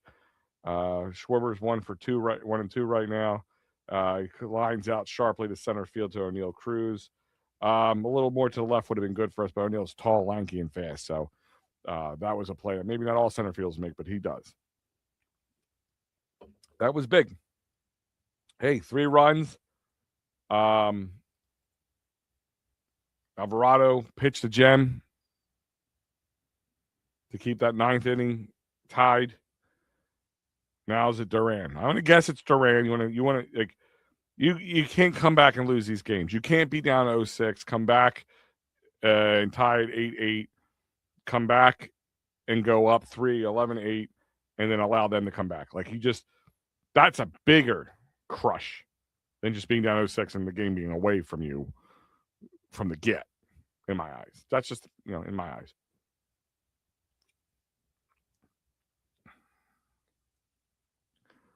Woo! This is a long night. We're 2 hours in. This fighting's not so final just yet. Has started early and gone late. Kirkering is coming in. Giving it to Kirkering. Okay.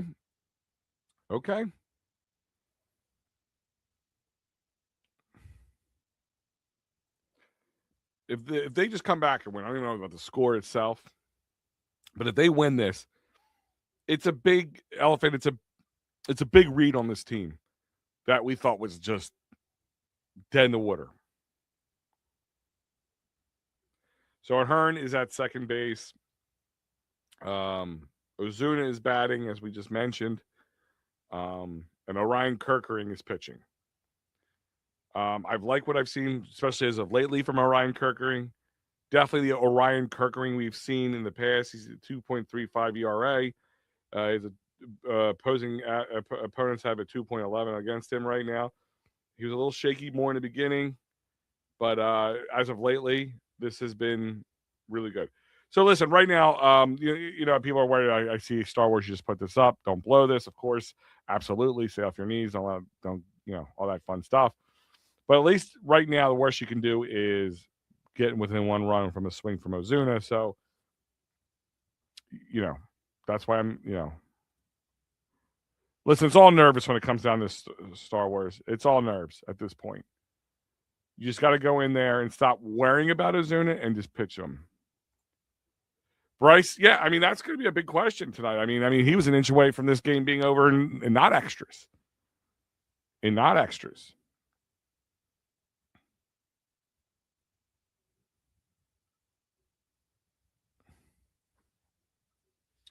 So Bryce is definitely showing. He's been hitting well. He's hitting in all parts of the game, even when the rest of the team isn't. 2-2 count, sweeper, 87-mile-per-hour sweeper, man. 95-mile-per-hour strike, sweeper, all between 86 and 88. His fastball it's got movement. It's got velocity. That was a 7.3 mile per hour fastball right there. Wow. Like I said, Kirkering doesn't seem. Listen, Ozuna's a good hitter. I mean, he can be. He also can be very. He can also be very down. I mean, they got him for 1 year. They even talked about at the beginning. They were trying to hit Kyle Schwarber up this year. They were in the mix for the Schwarber lottery. I guess once Schwarber doesn't, they go pick up Ozuna. He's only on a 1 year contract, I believe. And they walk Ozuna. There we go.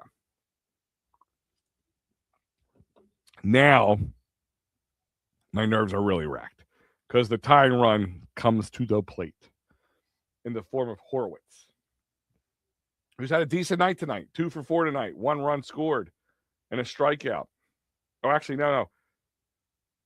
Did he stay in? Didn't they substitute for him? Somebody else moved to first? Oh, Hearn moved to first, right? Yeah, I'm sorry. They're substituting a pitch hitter here. Nick Gonzalez is coming in, who Cook was in pitch hit for Horowitz. Cook came and pitch hit for him, or pitch ran, I should say, pitch running for him. And now Nick Gonzalez is pitch hitting at this point, batting at .315, 19 RBIs on the season, 7.43 OPS. Ruckus night in PNC Park here. Pittsburgh's alive tonight. Hopefully, Phillies can quiet them down. Blew one right past them.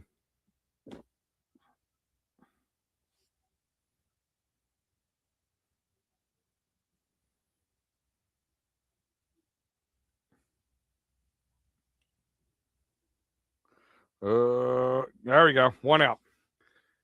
Great defensive play by Bohm. That ball took him away from third base. Alec Bohm was able to get up, stretch it out, and get it. Both runners now, second and third, though, with only one out. So you got to really keep this in front of you, Kirkering. Gonzalez did what he was supposed to do in this case. He was supposed to get the players moved. Do you take a sack bunt in this, or a sack bunt, sack fly in this case? I mean, I kind of do. It's an out, and it's only one run. Then you only have to worry about the pitcher in front of you at that point. Well, outside any wild pitches or anything, but you get what I mean.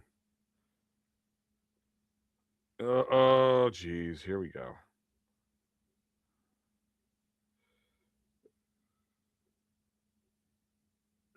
One run scores.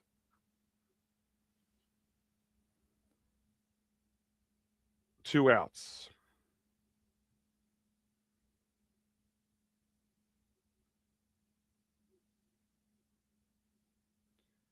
Connor Griffin grounds out to third base, but Ryan O'Hearn scores, and Ozuna moved to third here. So 2 outs, up by 2. Another sweeper. He's relying on that sweeper a lot tonight. It's got movement. Comes in, goes out, comes back in. That's what you want to see. It's kind of registering between 85 and 88 right now. 1-1. Got to just worry about the guy in front of you at this moment. Rodriguez right now is 0 for 3 tonight with 1 run scored and a walk and a strikeout.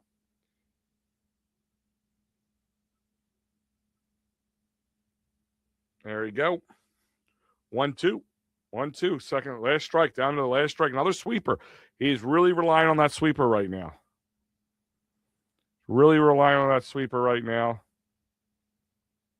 Fourth pitch comes in at a 97 mile per hour fastball. Makes it 2-2. Foul ball off the sweeper, 88 miles per hour. 2-2 still. Rodriguez fought that one off.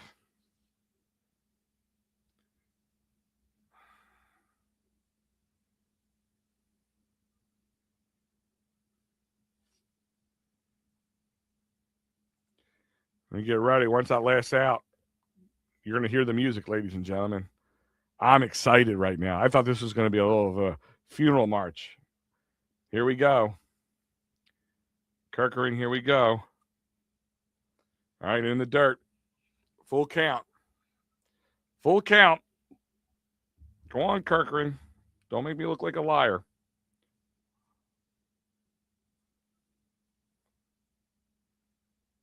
Struck him out. Struck him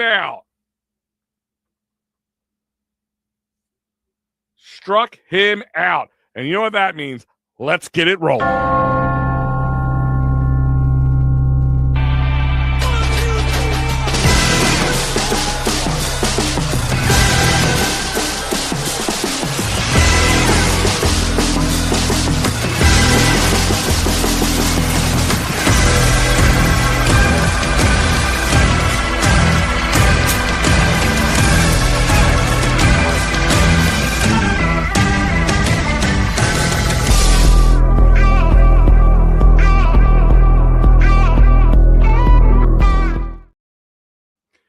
Phillies win, yes, baby, in extras.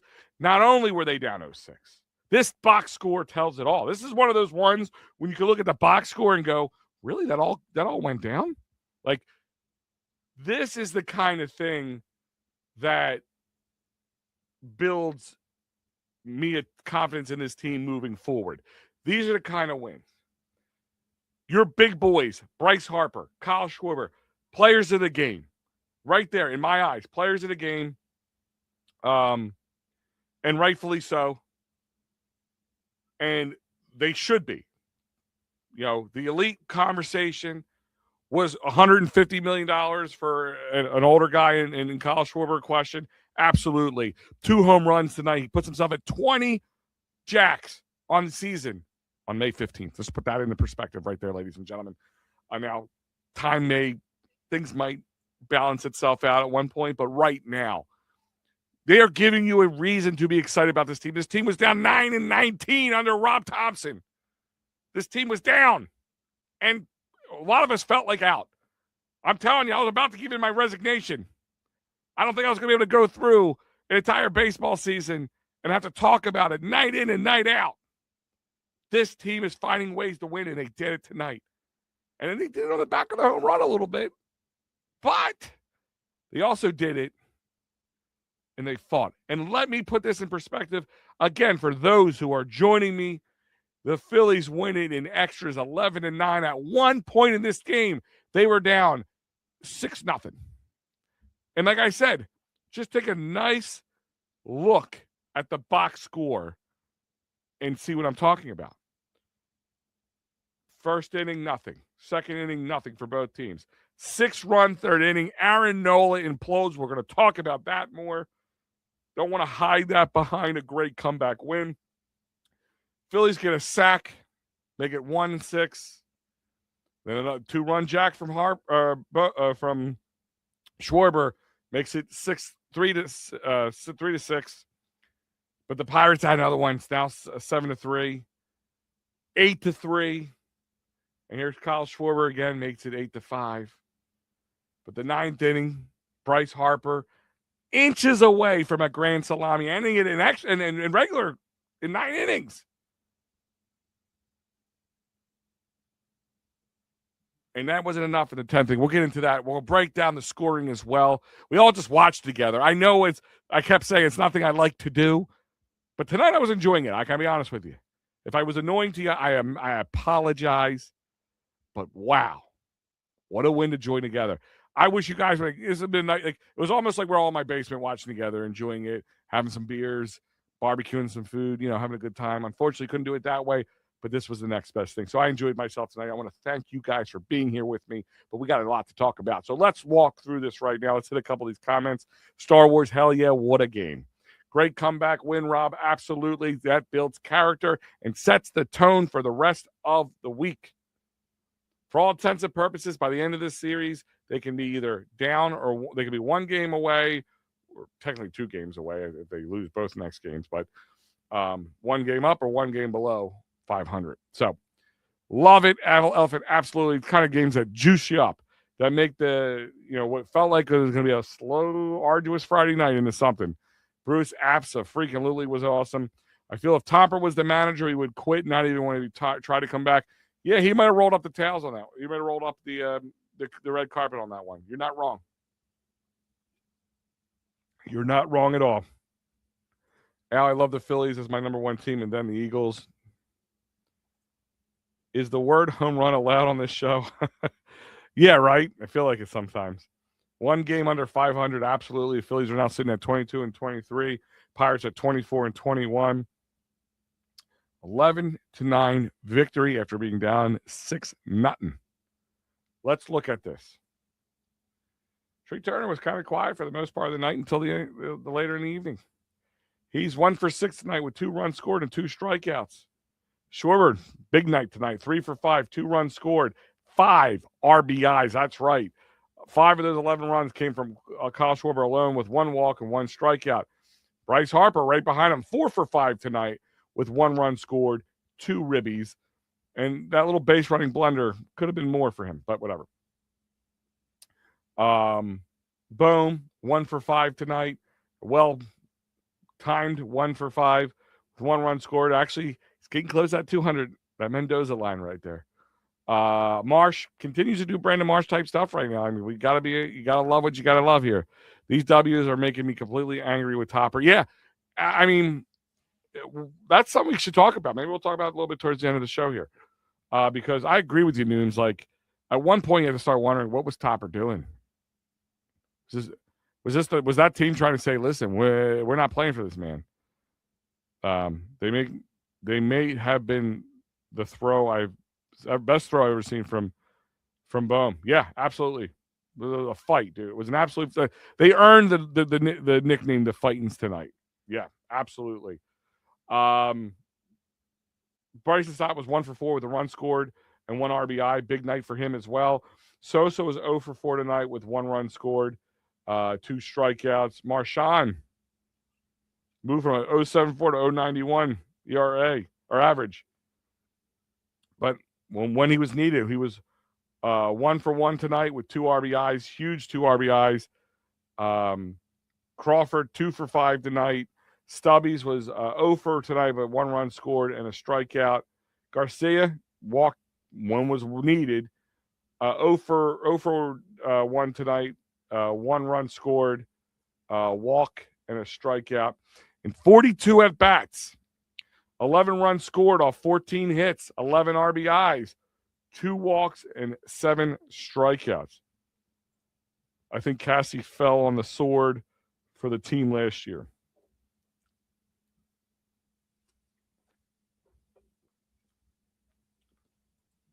I think Cassie set the table. I wonder, a little tin hatty for a moment, was it Castellanos and how that was handled that really got him out of favor with Rob Thompson and brought in Don Mattingly as a break in case of emergency person? Think about that for a second. When it comes to Topper, trouble calls out. Yeah, right? Pitching, though. A little bit of a different story tonight. We had to go through a lot of guys tonight. You had 1, 2, 3, 4, 5, 6 pitchers tonight. Now, with extras and all that's understandable, but part of it was Aaron Nola sucked tonight. Aaron Nola needs to thank the team and then stop sucking because we still have 4 years after this year of $24.5 million of Aaron Nola left. No bueno. He's untradeable. Let's put it that way. Yeah, Schwarber is just playing well above what we could ever imagine. He went 3 2/3 innings, 6 hits, 6 runs, 6 earned runs, I should say, 3 walks, only 2 strikeouts, but he let up 2 home runs, and that was both by Lowe on the second baseman of the Pirates there. Mesa came in for 1 1/3 inning, let up 1 hit, 1 run. It was earned, of course. 2 strikeouts and a home run. Bowen came in 1 inning, let up 2 hits, 1 run, and 2 strikeouts. Shugart, 2 innings, went 1 hit and 1 strikeout. Alvarado came in, let up a hit, but got 3 strikeouts in the total. And Kirkering, 1 inning, 1 run, 1 walk, 1 strikeout, and won the game. In 10 innings, that's 11 hits allowed, 9 runs, 7 of them earned, 4 walks, 11 Ks, but 3 home runs. The fact that you gave up 3 home runs in a game, 4 walks, and still won, bit of a testament to the team. Tiny bit, just a bit. So, like I said, players of the game's got to be Kyle Schwarber, 3 for 5, 2 home runs, 5 RBIs, 39th career multi-home run game, 20 home runs on the season. Bryce Harper, 4 for 5 tonight, just playing elite-type baseball, might I add. 4 for 5 tonight, 2 runs, 2-run double, 13th career game with 4+ hits, and inches away from a grand slam that would have ended this game in 9. Just let's keep throwing it out there. Nola's basically unpitchable. Getting there. He's absolutely getting there. Absolutely getting there. I mean, but watch what happens. I'll tell you right now. His next start, I'm going to call it now. He will pitch well. Maybe give him a couple runs, but he'll go 6 innings. Because this is what he does. He's so up and down. So up and down. Ozuna is shit this year and clubbed Nola. Yeah, I mean, Ozuna is a roller coaster ride, but he knows how to play against the Phillies. So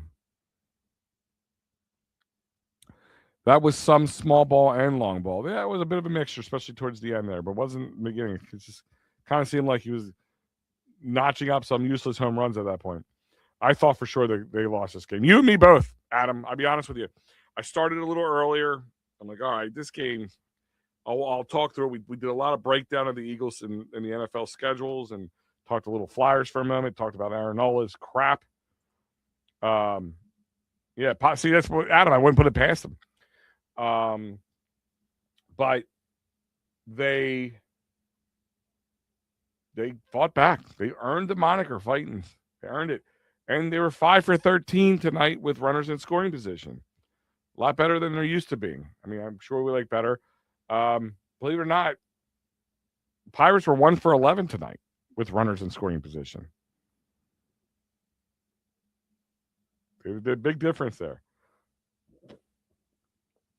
Turner had a stolen base, 6th of the season. Stott had his 9th of the season. Crawford had his 5th of the season. That's the other thing. Move the base paths. I just thought something Topper got away from. Manufacture runs, move around the base paths. That's what you have to do. Aaron Nola was pitching started to sink the game. The hitting was kind of quiet, and we're going to walk through this. Let's kind of walk through the scoring here. Bottom of the third, El New Cruz singles. Andy Rodriguez scores.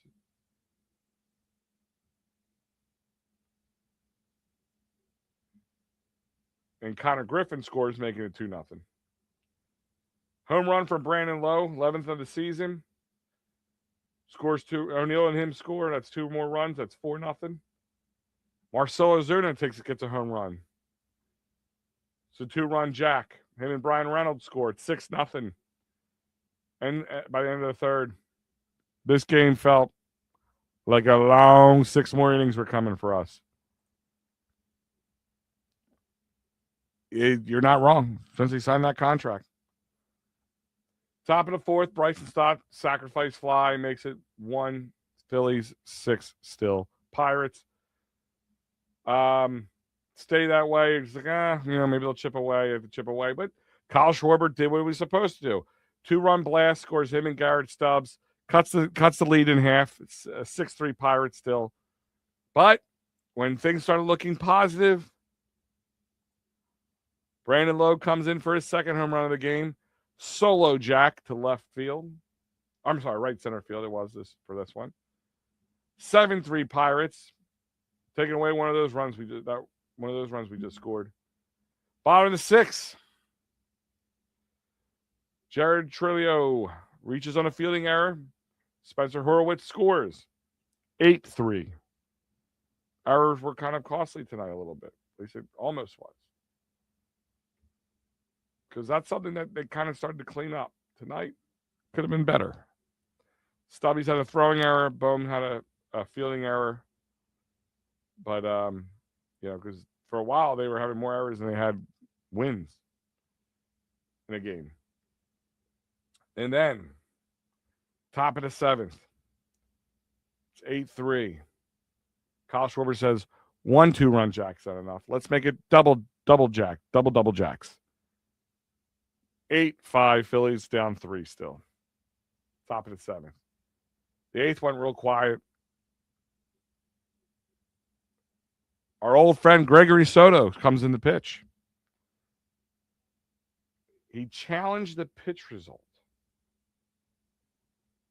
It was way outside. I would have been pissed. Soto would be getting reamed out right now if I'm the skip of the Pirates right now.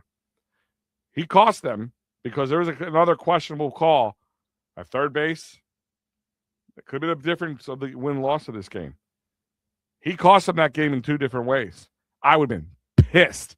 He would have been DFA'd right there. Pink slips and all. But he ends up walking Schwarber, walking in a run. Mundo Sosa scores. It's now 8-6. Pirates still up top of the 9th. Bryce Harper. Inches away. Off the top. It looks like the naked eye. This might be a grand slam. They did challenge it. Scores 2 runs. Schwarber tries to stretch it. Botches the run. Gets out at third. When if he just stayed there, they could have probably went up and ended this game. But that was 2-3 more inches. It's a grand slam. Phillies are up 10-8, but they're not. It's 8-8. Bryce Harper comes in the clutch and acts elite. That's all we ever want from him. And that would end it. Extras we go. Alvarado comes in, does his job, takes it to extras. Brandon Marsh. The Brandon Marsh everybody else wants to drive to the airport. Putting us all to shame right now. Making everybody go, maybe even a certain Matty B go, Logan O'Hoppe who? Doubles off the scoreboard. Scores Alec Bohm. 9-8. Phillies take the lead. No outs. Rafael Marchand batting an 0.74. Singles on a line drive to center field. Brandon Marsh scores. Bryson Stott scores. 11-8. 3 runs. They had opportunities. They could have probably won 12, maybe 13. I said it would be funny if they won by 6 tonight after being down 6-0. Connor Griffin grounds out, but scores from third base. Ryan O'Hearn. Marcelo Ozuna moves to third. Kirkring's able to end it 11-9. Phillies take the victory. That is your scoring summary. That is your box score. Alvarado gets the W tonight. Santana takes the L tonight. Kirkring gets a save on the night. Kyle Schwarber is the first player in Major League Baseball to reach 20 home runs this season. He also becomes the 8th player in MLB history to hit 20 home runs in the first 45 games. Has 9 home runs in his last what? Last 9 games? Yeah, he does. He had one game where he didn't have any home runs. The other games he had at least one. Schwarber, as of right this moment, is absolutely earning his money, Rob. Doing what he's supposed to do, but not in the 4-hole. I'm just going to keep pointing that out. Not in the 4-hole, but whatever. Yeah, a lot. Logan O'Hoppy's maybe stinks right now. I couldn't even tell you what he's doing right now. Not that I've really checked in much on Logan O'Hoppy outside of when I'm trying to argue with Matty B. But what has Logan O'Hoppy done? I mean, granted, he's with the Angels and whatever else, but he isn't really setting the world on fire. And if he was here with the Phillies, he might not be doing much better than Marchand or Stubbs. We don't know that. Just pointing that out. So, O'Hoppy, Brandon Marsh is our guy. Right now, it looks like we're winning that trade. Personally, just the way it is. Let's do a little backwards here. Let's take a quick trip around the bases and we'll bottom line this out.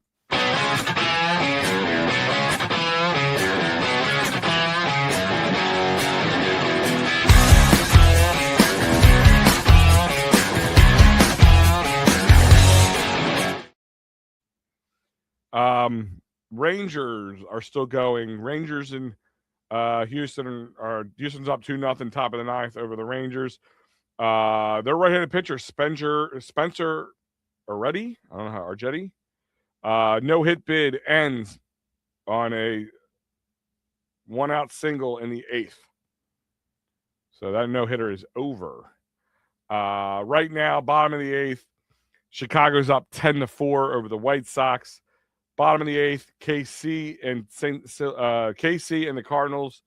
Sounds like an old school band. KC and the Cardinals are knotted up at 3. Arizona is up 7-1 over Colorado in the 7th. Mid-4th right now, San Diego's up 1-0 over Seattle. Bottom of the 3rd, Angels and Dodgers both no score in that game right now.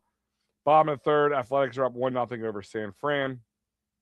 And as you know, the Phillies just went final 11-9 in extras with an amazing comeback victory. Washington won 3-2 over Baltimore. They're 22-23, just as much as we are. Detroit beat Toronto 3-2. Cincinnati beat Cleveland 7-6. Miami lost to Tampa Bay. That's a big one for us. Keeps them behind 7-2. Milwaukee lost 1-3-2 over Minnesota, and Atlanta did dig it out in extras to make it 3-2 win over Boston, putting them at 31-14. Yes, that's going to be a hard road to conquer. Yeah, Stubby's got hit twice tonight. Yeah, doing what he had to do. Doing his best Chase Utley impression. And the Mets lost to the Yankees 5-2. So Mets lost, whatever. 18-26 right now. We're going to look a little real quick into the standings, just because of the question that was brought to my attention earlier. And again, I usually don't look at this, but when you're digging out of a hole, you got to kind of like measure some things up. And what I'm looking at is just all around the National League. Like I said, except for our division, except for the Braves, everybody else is below 500. Right now, us and the Nationals are tied. We're technically in second place because of the tiebreakers. We're 7-3 in our last 10. Braves are 6-4. They almost went 5-5. That would have been nice. That would have been huge for us. Nationals are 6-4. Marlins are 4-6, and the Mets are 6-4. But we got to keep our eye on it because even the worst in the division right now of the Central, Pirates and Reds are knotted up at 24-21. So wild card becomes important because we got to keep playing. We're not just digging out a hole to chase the Braves. Yo, Mikey P, what's going on, brother? Their bullpen was not good. No. Bottom line, will Bohm, Stott, Marsh, Crawford give up lineup length in September and October? Will Bohm, Stott, Marsh, Crawford give this lineup length? That's a $1 million question right there, Noomsies. Really $1 million question. But what I'm looking at here is, we talked about wild card spots. The West is pretty just the Dodgers and the Padres right now for the most part. Everybody else is kind of falling flat on their face. So we need to keep digging holes. Now, I'm not chasing the Braves. I'm chasing the other teams that are closer to 500 teams so we can possibly get out of this because that's the only way you can do it right now. That's the only way you can do it. And that's why I wanted to look at that. Real quick, let's get to the bottom line of this all.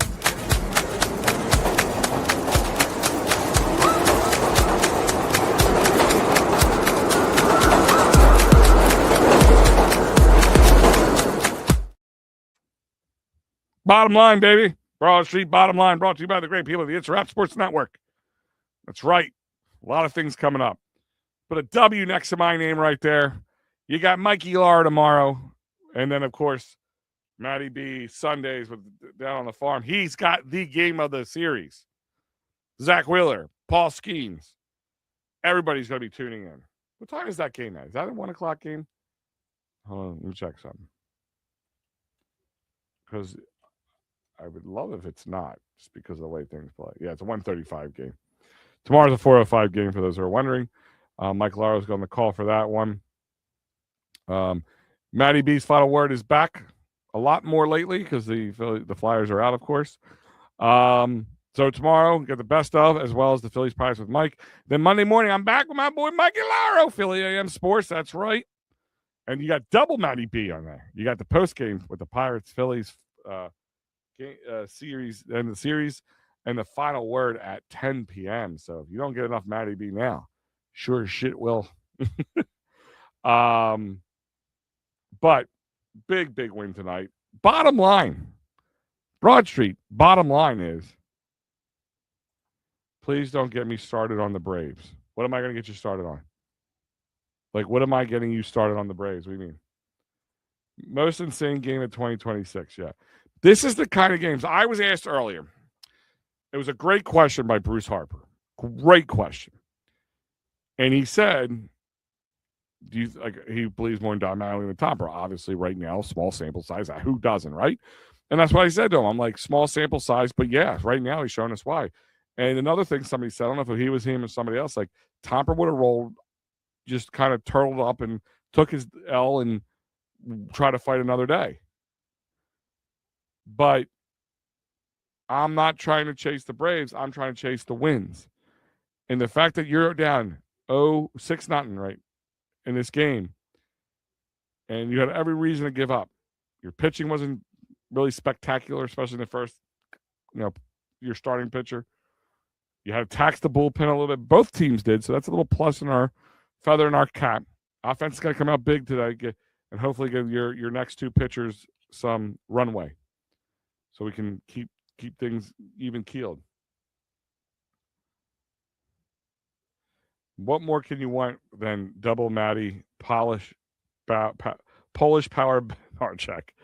Oh yeah, what everybody wants in their life, right? But they earned the moniker right here. What's the name of the title here? Title of this show. Fightins. They earned that moniker tonight. This team looked like we almost were going to change the night to the Phillies final or the Philadelphia baseball final, because that's what it looked like. And they earned the moniker back. because we didn't have respect for this team not too long ago. This team looked dead in the water, lifeless, like Tomper did. And I feel like the Phillies were a little ready for this, but not as quickly as this collapse occurred. I like some of the small moves Mattingly has done.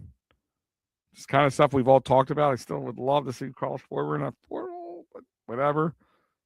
At this point, whatever. It worked out tonight. Even though two-run jacks, he made a blunder at third base. That could have been the difference between winning and losing this game, but these are the kind of games that build teams up. This is the kind of games that when you're in the basement 9-19 with the payroll that we have, with the star-laden team that we have, and this we could look like we couldn't beat a junior or high school team. This is the kind of games that make you go. The simple question people ask about the Phillies, are they back? And I can't still say yes or no, but these are kind of games that make you feel like maybe this team is back. Now, are they a World Series team?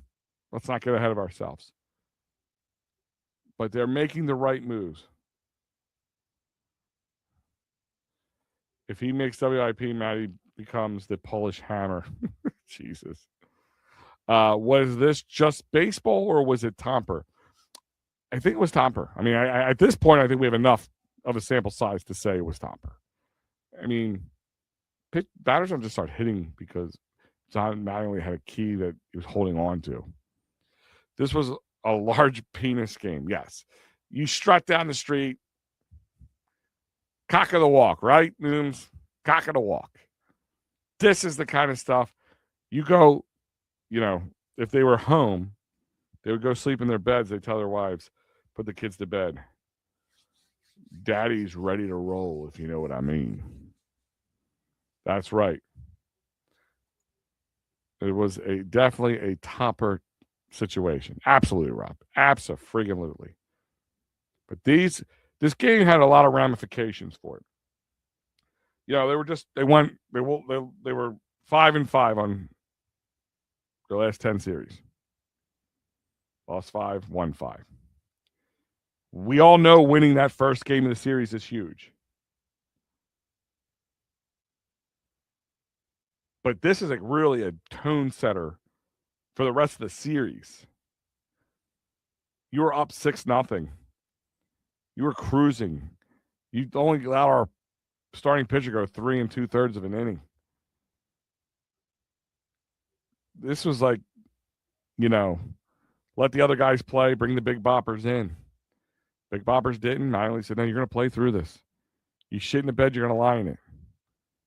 Clean the shit up and move it along. Let's see if you can come out of here smelling like roses. And they did. Tonight, at least tonight, Harper was elite. Harper was clutch. Kyle Schwarber was earning every bit of the contract. What more can we ask for from this Phillies team? Is even one that somebody here, Nooms is saying this was one of those 2023 comebacks. This was one game, just one game. Remind me a lot of the 2008, 9, 10, even a little bit of the 11 Phillies, where even if they're down 7 or 8 runs, the game was never over. And I know it's the Pirates, but the Pirates are a much better team this year. They are 4 games above 500 going into this game. They have one of the best starting rotations in baseball right now. They gave up the least amount of home runs. Kyle got 2 of them tonight. Happy they didn't let 2 losses accumulate. I think Wheeler being here takes pressure off, absolutely. And gives you a reason for this crazy matchup with him and Paul Skeens. Our bullpen is not good, but they do not give away a lot of runs.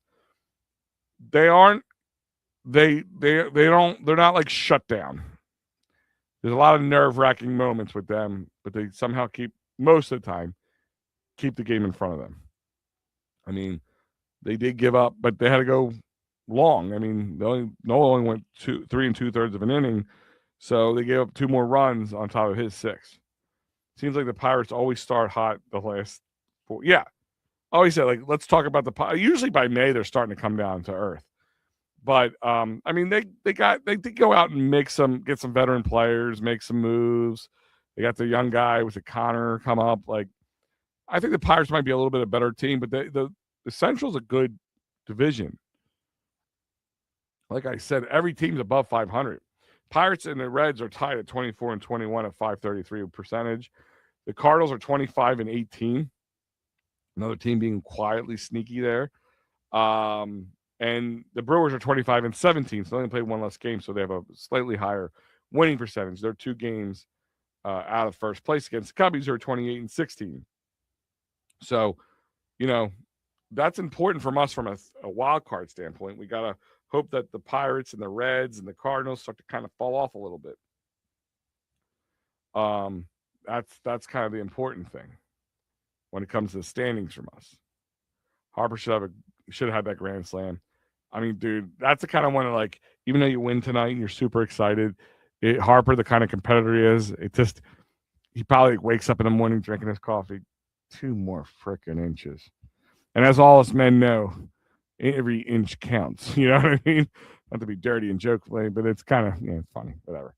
But like, he's the kind of guy chewing on his coffee in the morning. God damn it, that shit is right there. It's for the taking, god damn it. Like grand slam. Because talk about, like, imagine how crazy we'd be right now. I mean, first part we wouldn't have to go to extras. This would have been way over by now. But also, grand slam, not be down 6-0 to go win 10-8 off one swing in a clutch moment. And that's all we ask for Bryce Harper's clutchness. And in elite play, and he's doing it. I mean, he's taking this and he's taking it and he's running with it. So God bless him. God bless you guys for those who have stuck around with me for 2 hours and 45 minutes. God bless you. God bless you for making this fun. God bless you for listening to me call the last 3 innings of this game. Or 2, sorry, 2. Yeah, no, 8, 9, 10. Yeah. Last 3 innings of this game. I know I usually don't like doing that. I think I had fun. I had fun doing it because of how exciting it was and how it ended. If this didn't end that way, maybe I would have been a little bit annoyed with myself. So I don't know. I'll do it often, but that was fun. I don't know if you guys had fun. If you don't like it, just message me later and say, "Oh, don't ever do that again." Just let the game play out and then talk about it after the fact. But on that, guys, thank you for joining me. I have a football camp to run tomorrow. Very excited about that. Clifton Rams, we get our registrations open, football camp. Young guys, get my senior guys going. Very excited. I will see you guys all Sunday morning. That's right. Big back with me and Matt. Philly AM. That's right. There we go. And I am out of here.